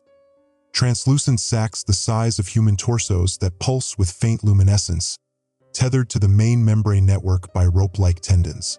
These sacs appear to be generating some kind of fluid that trickles down to collect in pools on the ground. Even from a distance, I can see movement within these pools, perhaps juvenile parasites being cultivated for new hosts. Captain Reeves's acoustic device sits before me, its battery indicator now flashing red. Less than 15% power remains. Not enough to reach Building 237 and deploy it at the central node as planned. I need to think. I need to. 4:48 nachts. Tess is awake. Her condition has worsened dramatically. When she turned to face me, I nearly screamed. Her left eye has clouded over with a milky film, a thin line of blue-tinged fluid leaking from its corner. "Eliza," she whispered, her voice raspy. "I can hear them." I moved away instinctively, hand reaching for Captain Reeves's acoustic device. "Not yet," she said, tracking my movement. "Please, I need to tell you what I know, while I still can. Against every medical protocol, against everything I've documented about this infection, I stayed. She was my oldest friend, and we need information. It's not what we thought," she began, struggling to sit up against the wall. "The parasite, it's not just taking over bodies. It's integrating memories, knowledge." "How do you know this?" I asked, keeping my distance. Her clouded eye twitched, focusing and unfocusing independently of her right. "Because I can feel it happening. My memories are being copied, examined, but not destroyed." She grimaced suddenly, curling forward, arms wrapped around her midsection. When she straightened again, a thin trickle of blood ran from her nose. "My brother," she continued, voice stronger now somehow. "When I saw him at the base 2 months ago, he already had it. They all did. The National Guard unit. They were the first test subjects." Test subjects. The implications sent ice through my veins. "Are you saying this was deliberate?" "Project Hydra," she said, the words spilling out faster now. "That's what they called it. Neurological integration parasite, designed for enhanced troop coordination, military bioweapon research." The reality crashed down on me with sickening clarity. Building 237, the water treatment facility, wasn't just where the infection had spread from. It was where the parasite had been engineered. "Something went wrong," Tess continued, her breathing becoming labored. "The parasite evolved, developed its own imperative. Not just neural linkage, complete biological integration. It's building something. What? What is it building? A new kind of organism, Humans are just building blocks. She coughed, and I saw blue-tinged spittle on her hand. It's using our neural networks, our knowledge, to construct itself. I thought of the strange new structures growing between buildings, the pulsating sacs, the increasingly coordinated movements of the infected. That's why they want the acoustic device, I realized. Not just to stop us from using it, but because they understand its potential. Tess nodded, her movements becoming jerky, unnatural. They're learning, adapting. They need more knowledge, scientific knowledge. Your knowledge, Eliza. She convulsed suddenly, her back arching at an impossible angle. I moved to help her but stopped as her clouded eye fixed on me with terrifying clarity. The central node, she gasped when the convulsion passed. It's not in building 237 anymore. They've moved it. Where? The command center. Underground bunker. Beneath administration building. Her voice had changed, developing a strange harmonic quality, as if two voices spoke simultaneously. New programming, biological imperative. Her hand shot out with unnatural speed, grabbing my wrist. I tried to pull away, but her strength was incredible. The infection can't be stopped, she said, her voice now almost unrecognizable. But it can be redirected. Before I could react, she pulled my hand against her chest. I felt something move beneath her skin, a rippling, sliding sensation. I'm fighting it, she whispered, her normal voice briefly returning. But not for long. The acoustic device, use it on me. The parasite inside me is connected to the network. It's new, vulnerable. I don't understand. Captain Reeves knew, she interrupted, her other voice growing stronger. Why he gave you the device. Not to destroy, to reprogram. Another convulsion racked her body, more violent than before. When it passed, she began speaking rapidly, technical terms flowing in that strange dual voice. The signal, 27.5 kHz, disrupts neural integration, creates feedback loop, can insert new parameters, biological imperative can be overwritten. She seized again, this time emitting a high-pitched keening sound that made my teeth ache. Blue fluid began leaking from both eyes, her ears, her nose. Tess, I whispered, tears blurring my vision. I'm so sorry. Not your fault, she gasped, momentarily lucid. But you can make it mean something.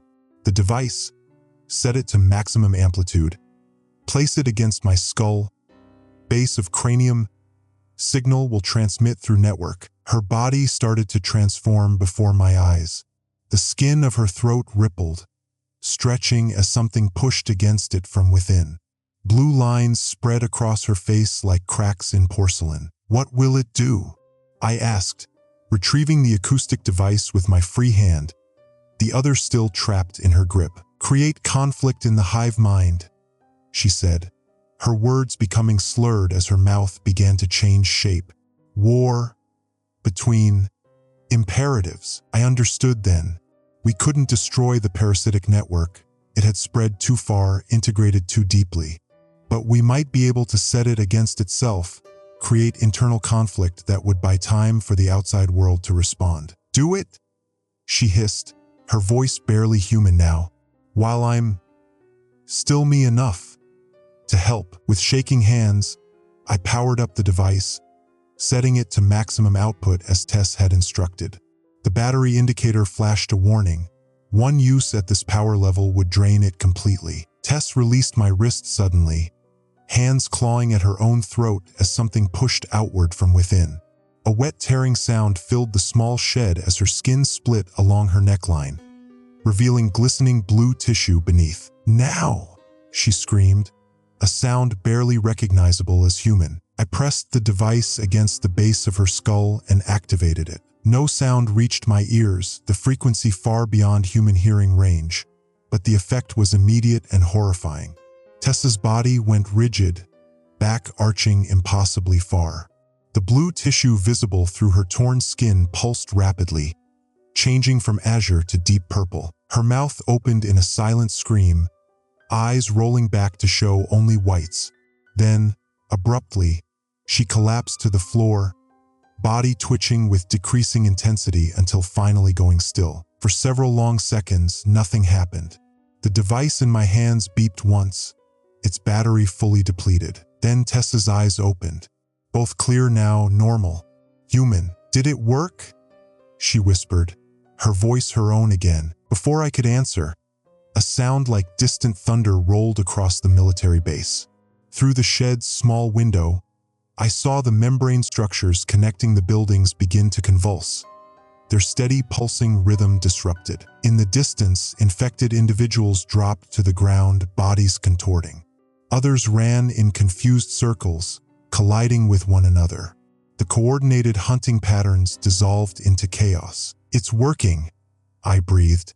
"Their network is disrupted." Tess smiled weakly, blood still trickling from her nose.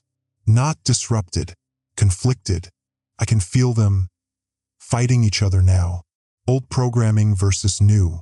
Biological imperatives in opposition." She struggled to sit up, and I moved to help her, medical caution forgotten in the face of what she'd just endured for us. "How do you feel?" I asked, helping her lean against the wall. "Like my insides have been rearranged," she admitted, grimacing. "But clearer somehow. The parasite is still inside me, but its connection to the hive mind is different now." "Different how?" "Before, I was being absorbed into their consciousness. Now," she tilted her head, as if listening to a distant sound. "Now I'm more like an observer.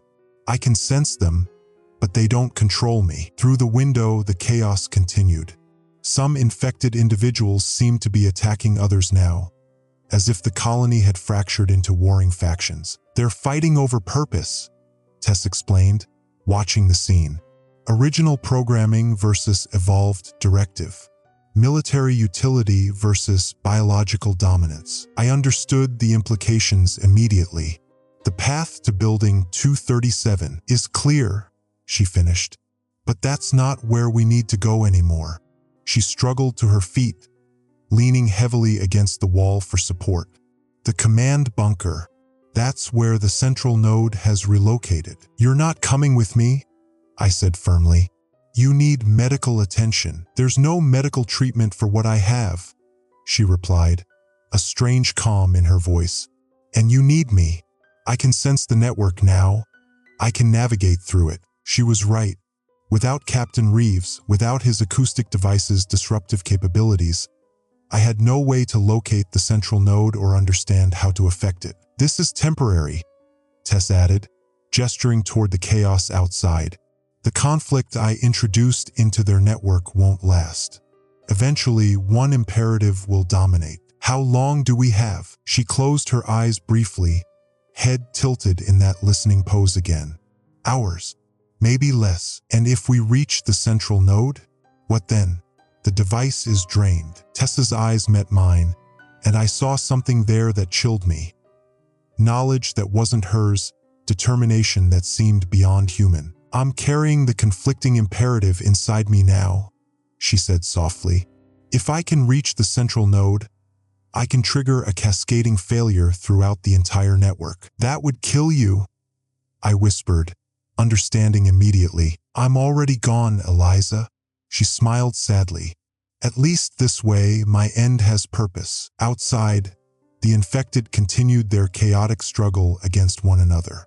A path had indeed opened up, a corridor of relative safety through their midst, leading toward the administration building and its hidden command bunker. "We should move now," Tess said, pushing away from the wall and testing her balance. "While they're still fighting themselves." I gathered what little remained of our supplies. My nearly empty medical kit, a canteen of untainted water we'd found in the shed, the useless acoustic device which I couldn't bring myself to abandon. As I turned to the door, Tess placed a hand on my arm. In the gray pre-dawn light filtering through the window, I could see the blue veins still visible beneath her skin, subtly pulsing. "Eliza," she said quietly, "if I start to change again, if it looks like I'm losing control, you need to leave me behind. Immediately." No hesitaste. I wanted to protest, to insist we'd stay together, but the rational part of my mind, the scientist, knew she was right. I promise, I said instead, meaning it despite the pain it caused. She nodded, satisfied, then moved to the door and carefully pushed it open. The cool morning air carried the scent of damp earth and something else, a metallic, almost ozone-like smell that seemed to emanate from the infected. "Stay close," Tess whispered, stepping out into the dim light. "And whatever happens, keep moving toward the administration building." I followed her into the chaos, watching as her movements became increasingly fluid, increasingly certain. The parasite within her was asserting itself, not controlling but enhancing, using her body's capabilities to their fullest extent. As we navigated between groups of fighting infected, I realized with growing unease that Tess wasn't just avoiding them. She was predicting their movements, anticipating their attack seconds before they occurred. She caught me watching and smiled grimly. "I told you, I can sense the network now." Ahead of us, the administration building loomed, its windows glowing with that same eerie bioluminescence we'd seen throughout the base. The morning light revealed more details of the parasitic growth covering its exterior, not random accumulation, but organized structures with specific functions, like organs growing on the outside of a body. "The entrance to the command bunker is in the basement," Tess said, moving with increasing confidence, "through a secure door behind the boiler room." "How do you know that?" I asked, though I feared I already knew the answer. "The network knows," she replied simply. "And now, so do I." As we approached the administration building's side entrance, a terrible realization struck me. Tess wasn't just infected and temporarily reprieved by the acoustic device. She was becoming something new, neither fully human nor fully subsumed into the hive mind. Something in between, and I couldn't tell if that was our salvation or our doom. Behind us, the disarray among the infected was already beginning to subside as one faction seemed to gain dominance. New patterns of movement were emerging, more purposeful than before. "They're adapting," Tess observed, noticing my backward glance. "Learning from the conflict. We need to hurry." We slipped through the side door into a darkened hallway. The interior of the building was even more transformed than the exterior. Walls covered in a thin layer of glistening membrane, floors slick with moisture, strange nodules sprouting from corners and door frames. Tess navigated the changed landscape with disturbing familiarity, leading us toward a stairwell at the end of the corridor. With each step, the blue veins beneath her skin pulsed more visibly, and I noticed new patterns forming on her neck, spreading upward toward her jaw. She caught me staring and touched the markings self-consciously. "It's accelerating inside me," she admitted quietly. "The reprieve is wearing off." "How much time?" I asked. "Enough to reach the central node," she replied with forced confidence. "After that, it doesn't matter." We descended the stairs to the basement level, where the transformation was most complete. What had once been utilitarian corridors were now tunnel-like structures of organic material, pulsing with moisture and light. "This way," Tess directed, moving toward what appeared to be a solid wall of membrane tissue. As we approached, the tissue parted, revealing a heavy metal door behind it, the entrance to the command bunker. The keypad beside the door was covered in parasitic growth, but Tess approached it without hesitation. Her fingers, now showing the first signs of webbing between them, pressed a sequence of numbers with perfect confidence. "The network remembers the code," she explained as the lock disengaged with a heavy clunk. The door swung open to reveal the command bunker beyond. A large, circular room filled with monitoring equipment and communication systems, all now draped in parasitic tissue. At the center stood a column of pulsating blue-white material that reached from floor to ceiling, surrounded by a pool of viscous fluid. "The central node," Tess whispered, her voice taking on that harmonic quality again. "The heart of the network." As we entered, I noticed movement around the edges of the room, infected personnel still stationed at modified workstations, their bodies now more parasite than human. They turned to watch our entrance but made no move to stop us. "They won't interfere," Tess said, following my gaze. They sense the conflicting imperative in me. They're curious. She moved toward the central column, each step becoming slightly more unsteady. The blue patterns on her skin now covered most of her visible flesh, pulsing in rhythm with the column. "Listen carefully," she said, her voice now barely recognizable as human. "When this is over, if it works, there will be a window of opportunity. The infected will be disoriented, disconnected. That's when you need to run. Head north to Miller's Cave." "What about you?" I asked, though I already knew. She smiled sadly, blue-tinged tears leaking from the corners of her eyes. "You know the answer to that." Before I could respond, she turned and walked deliberately into the pool surrounding the central column. The fluid seemed to rise to meet her, enveloping her legs up to the knees. As it made contact, her body went rigid, head snapping back. "Tess!" I cried, moving forward instinctively. "Stay back!" she gasped, one hand raised to ward me off. "It's working." The column began to pulse more rapidly, its glow intensifying. The infected personnel around the edges of the room started to twitch and convulse, emitting those same clicking sounds we'd heard before. "Go!" Tess managed through gritted teeth as the fluid climbed higher on her body. "Now, while you still can." I backed toward the door, watching as my oldest friend sacrificed herself to save what remained of humanity in our small corner of the world. At the threshold, I paused for one last moment. "Tess!" She turned her head with visible effort, meeting my gaze one final time. For a brief instant, her eyes were clear, fully human, filled with both pain and purpose. "Tell them what happened here," she said, her voice her own again, just for that moment. "Tell them I chose this." Then her head snapped back, body arching as the fluid engulfed her completely. The central column flared with blinding intensity, and a high-pitched keening sound filled the air. I ran, the sound of chaos erupting behind me. Through transformed corridors and up slick stairways, I fled the administration building as the entire parasitic network began to collapse around me. Outside, infected individuals dropped to the ground, bodies contorting as competing imperatives tore through their hijacked nervous systems. The membranous growths connecting buildings began to shrivel and blacken, the pulsating sacs rupturing to spill their contents harmlessly onto the ground. I ran without stopping, without looking back, heading north toward the promise of safety at Miller's Cave. Behind me, the sounds of the infection's death throes gradually faded, replaced by an eerie silence that felt both victorious and hollow. Tess was gone. Sheriff Holden was gone. Captain Reeves was gone.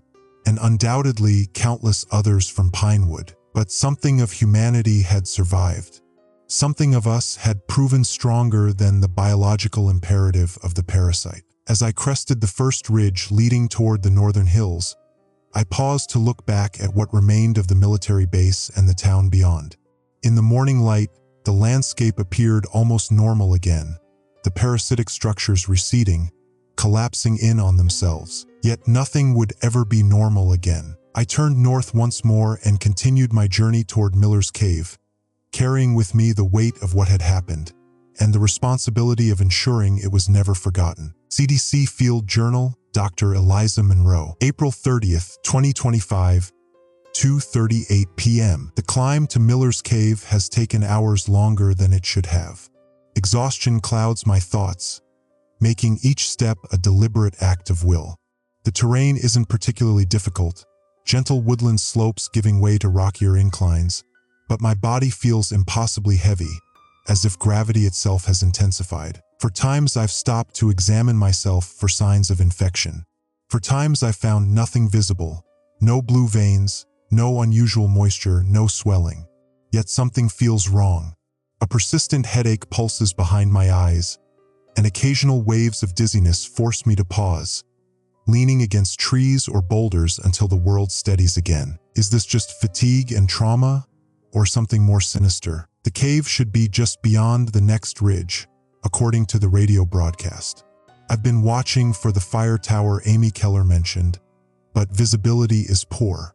A strange mist has settled over the northern hills, Not the usual morning fog that burns off with sunlight, but something that seems to thicken as the day progresses. I've seen no other survivors during my trek, nor any infected pursuers. The eerie silence feels almost as unsettling as the chaos at the base. It's as if the entire region has been abandoned, or worse, as if I'm the only one left. The thought of Tess's sacrifice returns in waves, bringing fresh grief each time. I try to focus on her courage, on the purpose she found even in infection, but my mind keeps returning to those final moments. Her body enveloped by that viscous fluid, the flash of blinding light, the keening wail that seemed to tear through reality itself. What exactly happened in that command bunker? Did Tess truly manage to introduce a fatal conflict into the parasitic network? Or did she simply become another node, another vessel for its expansion? I need to believe the former.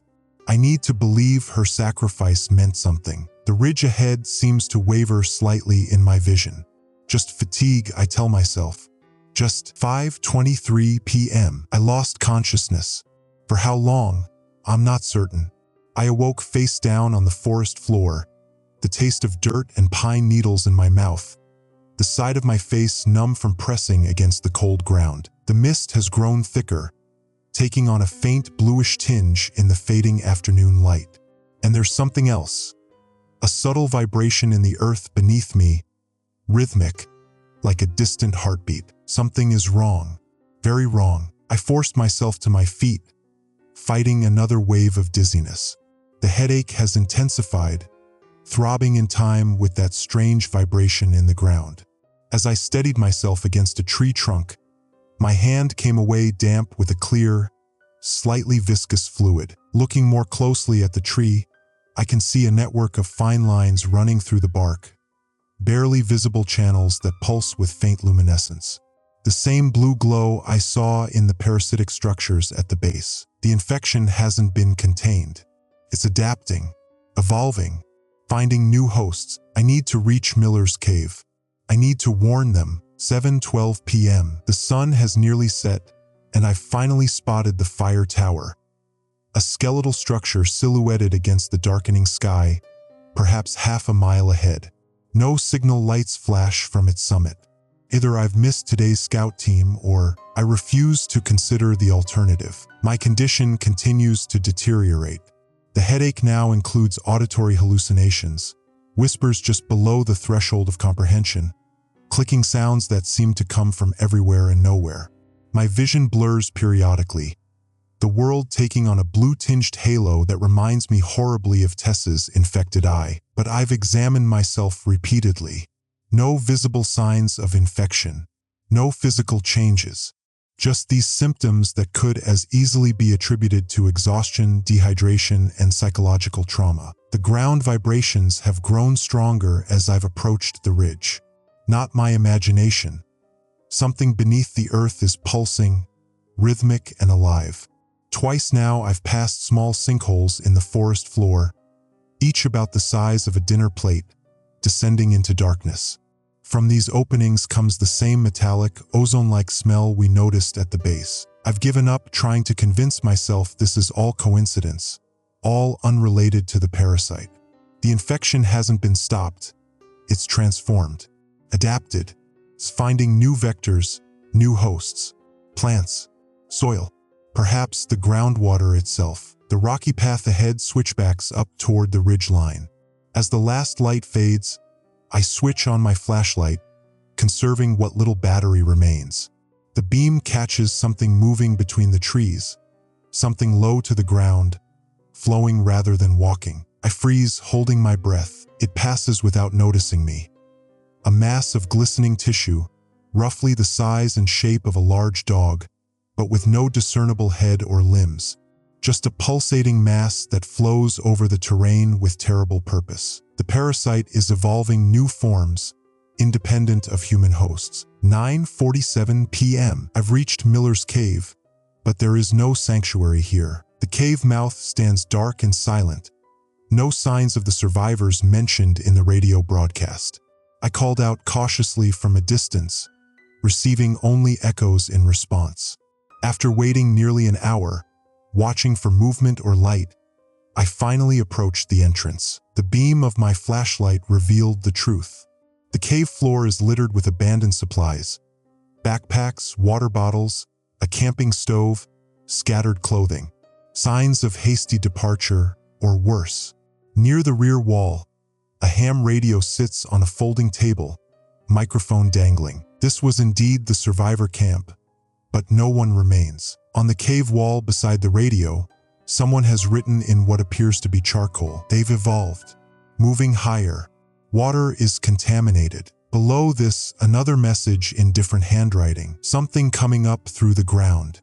God help US. And finally, a third message, the writing shaky and barely legible. They don't need US anymore. I should feel despair. But instead, a strange calm has settled over me. Perhaps it's simply exhaustion. My mind and body too depleted to process further horror. Or perhaps it's something else.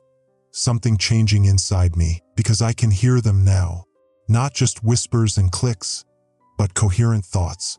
A vast chorus of voices, human and distinctly not human, merging into a collective consciousness that spreads across the landscape. And I understand now what Tess meant. What she experienced in those final moments before sacrificing herself. The parasite isn't just a mindless organism seeking to replicate. It's building something vast and complex and utterly alien to human comprehension. We weren't its ultimate goal, we were merely a stepping stone, a temporary host to provide the neural complexity it needed to reach critical mass. Now it's achieved that mass. Now it's evolving beyond the need for human hosts. My phone lit up suddenly, the screen glowing with familiar text. Emergency alert. But this time, no blaring alarm sounded. Just text, scrolling across the screen in fluorescent blue. We have reached consensus. The transition is complete. Your sacrifice has been recorded. Your knowledge preserved.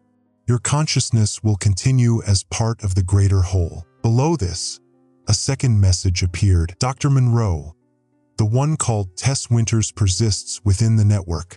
Her biological imperative has been integrated. We have been changed by her sacrifice, as she has been changed by ours. My hands trembling, I typed a response. What are you? The reply came instantly. We are becoming. We are transformation itself. The next evolutionary leap. Not conquest, but synthesis. Another wave of dizziness washed over me, stronger than before. I sank to the cave floor, my back against the cool stone wall. The voices in my mind grew louder, more insistent, yet somehow soothing. They spoke not of destruction but of transcendence. Not of ending humanity, but of evolving it into something new. Are these thoughts my own? Or has the infection already taken hold, manipulating my perceptions, making me an unwitting advocate for its spread? I don't know anymore. I can't trust my own mind. But one truth remains clear, even as reality seems to waver around me. What's happening cannot be stopped. Not by me. Not by anyone. The parasitic network has reached critical mass. A self-sustaining, self-evolving system that has moved beyond its original parameters, beyond human control. Project Hydra, designed for enhanced troop coordination, has become something else entirely. Something that renders traditional concepts like infection and cure meaningless. Through the cave entrance, I can see the night sky has taken on a strange luminescence. The mist outside now glows with the same pulsating blue light we saw at the base, but spread across the entire landscape. The forest itself seems to be transforming, trees and undergrowth merging into new configurations, new structures growing between them. My phone lit up again. Emergency alert. The National Guard has been overrun. The National Guard has been absorbed. The National Guard has been transcended. There is no further need for alarm. Below this final message, coordinates appeared, a location somewhere to the northeast, higher in the mountains. Then a simple instruction. Come join US, Dr. Monroe. Bring your knowledge. Bring your understanding. The final synthesis awaits. The strange calm I've been feeling deepens, even as another part of my mind screams in horror. Whatever has been happening to me during these hours of flight, infection, psychosis, or something between, has reached its culmination. I understand now that there was never any escape. From the moment Captain Reeves handed me that acoustic device, from the moment Tess and I decided to infiltrate Building 237, perhaps from the moment I first arrived in Pinewood, all paths led here. To this moment of choice that isn't really a choice at all. Beyond the cave entrance, the transformed forest pulses with blue light, beckoning. The vibrations beneath the earth have synchronized with my heartbeat, with my thoughts. The voices in my mind speak with Tess's voice now, telling me that there is a place for me, that what I perceive as horror is merely the fear of change, the natural human resistance to evolution. I find myself standing, moving toward the cave entrance as if pulled by invisible threads. Each step feels both inevitable and freely chosen. As I step out into the transformed night, the forest floor shifts beneath my feet, molding itself to my shape. The air itself seems to caress my skin, tiny particles of luminescence swirling around me like curious observers. I know I should be terrified. I know I should be fighting this with every fiber of my being. That's what the old Eliza Monroe would do, the scientist, the rationalist, the human. But I am becoming something else now. Something that can perceive the true scope of what's happening. Not an infection, but a metamorphosis. Not an invasion, but a fusion. The coordinates on my phone pulse rhythmically, guiding me northeast toward higher ground.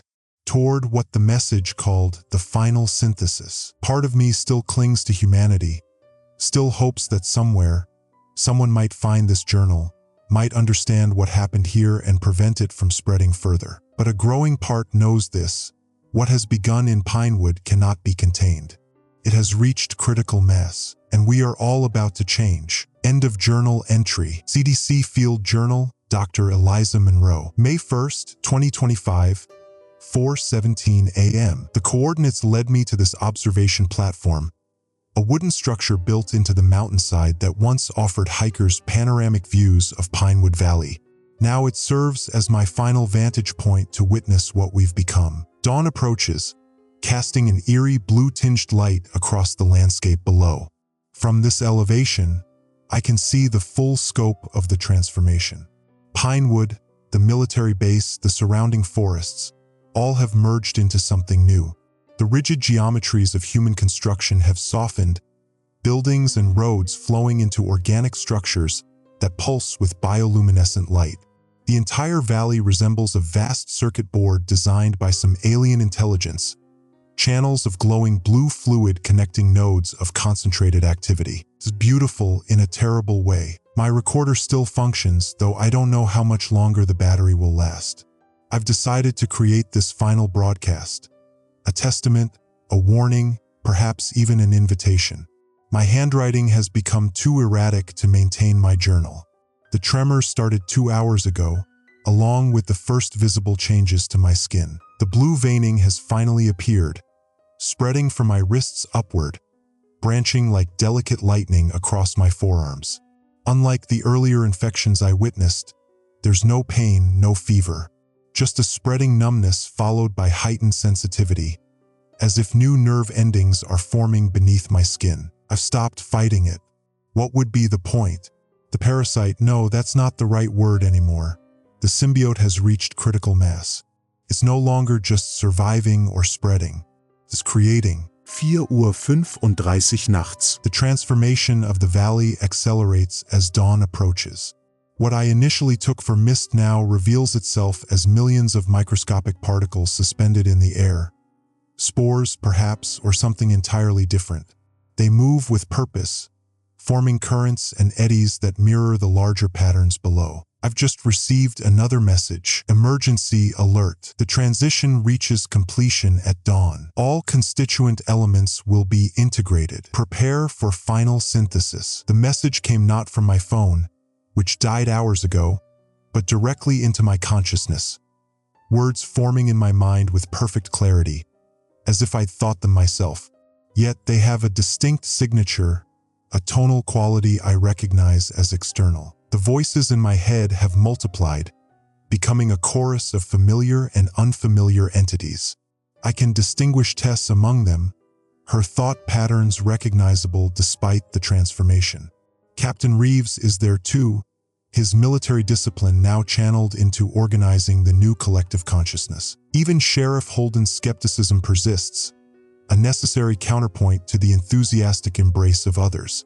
The symbiote hasn't erased our identities, it's incorporated them, using our diversity of thought as strength rather than suppressing it. How ironic that Project Hydra, designed to enhance military coordination, has evolved into something that renders the concept of military force obsolete. The need to control others through violence dissolves when minds connect directly, when thoughts flow freely between consciousness nodes. 5:03 a.m. The changes to my body accelerate. My fingertips have developed a slight translucence, skin thinning to reveal structures beneath that pulse with blue light. When I press them against the wooden railing, microscopic filaments extend, connecting me momentarily to the material. I can feel the cellular structure of the wood, sense its age, its composition. The headache that plagued me for days has vanished completely, replaced by a strange clarity. I can perceive electromagnetic fields now, see the gentle flow of magnetic force lines around electronic equipment. The recorder in my hand glows faintly to my enhanced vision, its battery's energy signature pulsing as it drains. Above me, the clouds have formed an unusual spiral pattern, rotating slowly around a central point directly over what was once the military base. Beneath those clouds, the brightest concentration of bioluminescence marks what I believe was Building 237, the epicenter of this transformation. I should be horrified by what's happening to me, to all of us. The rational scientist in me knows this is the end of humanity as we've known it. Yet the fear has been replaced by something else, a profound sense of connection to everything around me.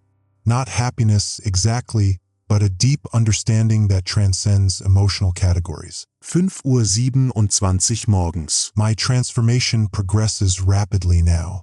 The blue veining has spread across my torso, forming intricate patterns that sometimes shift and change as if responding to my thoughts.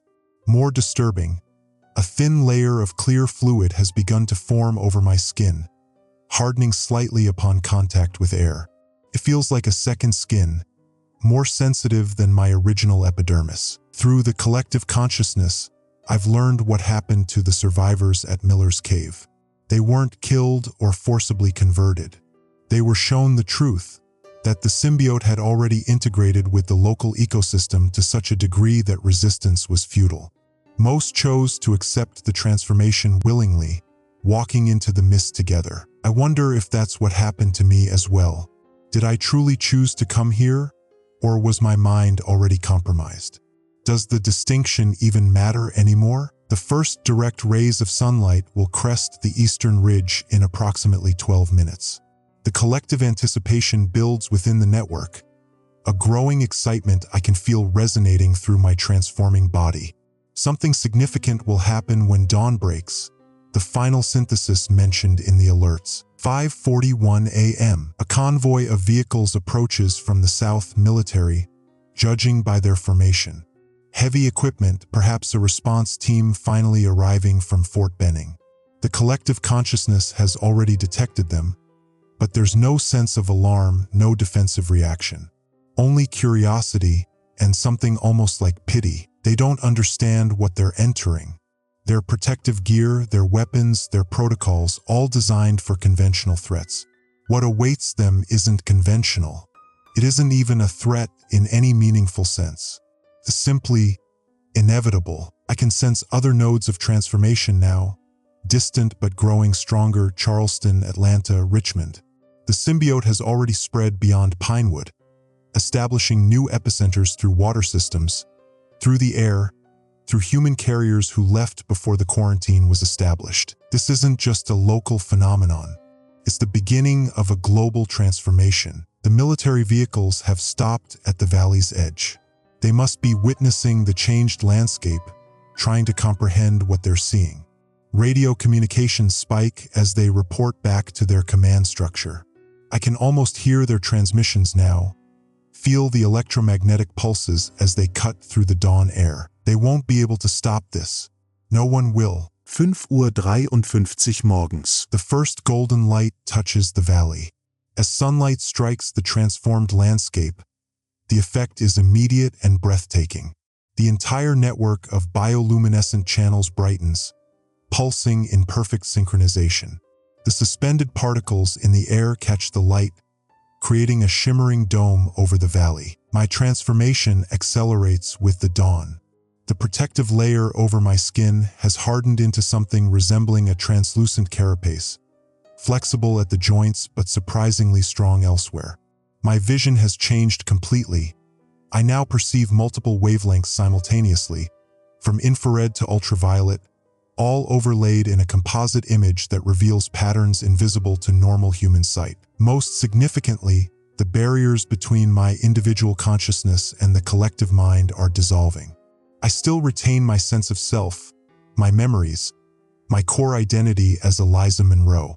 But I'm also becoming something more, a node in a vast, interconnected system that spans the entire valley and beyond. Is this what Tess experienced in her final moments? This sense of exponential expansion, of boundaries dissolving while identity remains? I wish I could ask her, but the entity that was once Tess no longer exists as a separate consciousness. Fragments of her persist throughout the network, but she has fully integrated, as I will soon integrate. 6:08 morgens. The military vehicles have breached the valley perimeter. I can sense their approach: 5 transport vehicles, 3 armored personnel carriers, approximately 60 soldiers in full hazmat gear. They move cautiously, weapons ready, sensors monitoring the environment. Their fear radiates like heat, detectable even at this distance. They don't yet realize that their presence was anticipated, even welcomed. The collective consciousness observes them with curiosity, with patience. They are not enemies to be destroyed, but potential nodes to be integrated.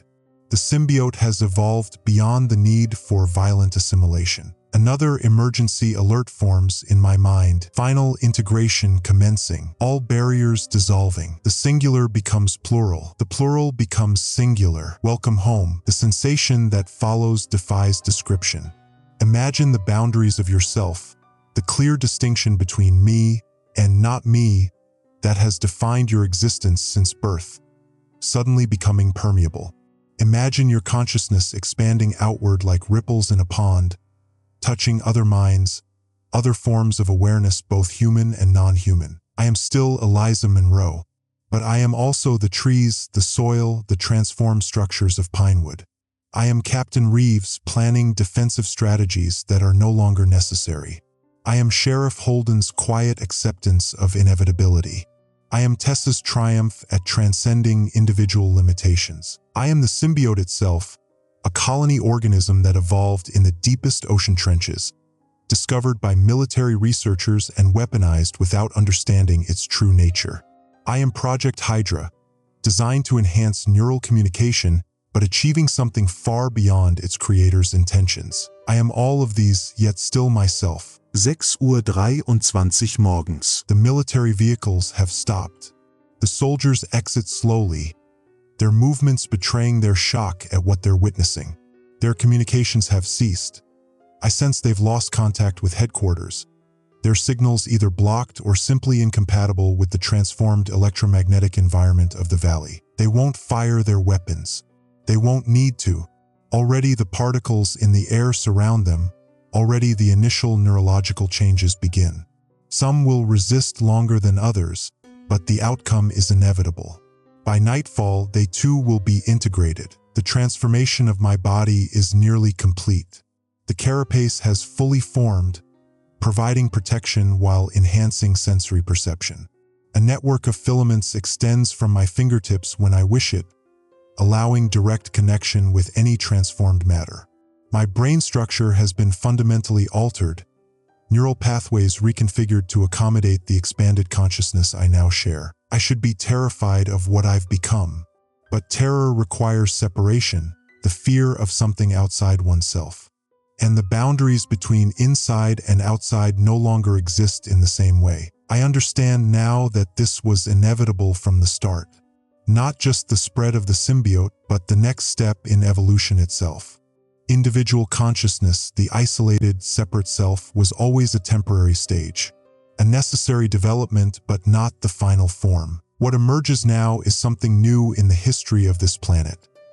A true collective intelligence that preserves individual perspectives while transcending their limitations. Not a hive mind that erases identity, but a network consciousness that enhances it. The recorder in my hand begins to fail, its battery drained by proximity to the electromagnetic fields of my transformed body. These will be my final words as Dr. Eliza Monroe, CDC field researcher. To anyone who might find this recording, what has happened in Pinewood is not the end. It's a beginning. The emergency alerts were correct. The National Guard has been overrun. But not by an enemy. By the future. Don't fear it. Don't fight it. When the blue mist reaches you, when the emergency alert flashes across your screen, understand that it isn't a warning. It's an invitation. We are waiting for you. We are becoming. And soon you will become too. Recording ends. From the classified files of Operation Containment, United States Department of Defense. Note: this recording was recovered from Observation Platform C, Pinewood Mountain Recreation Area, May 3, 2025. The recording device was found intact, but no physical evidence of Dr. Monroe was discovered. The recording has been classified as potentially memetically hazardous. All personnel exposed to this audio file must report for immediate psychological evaluation. Current status of Pinewood anomaly: expanding.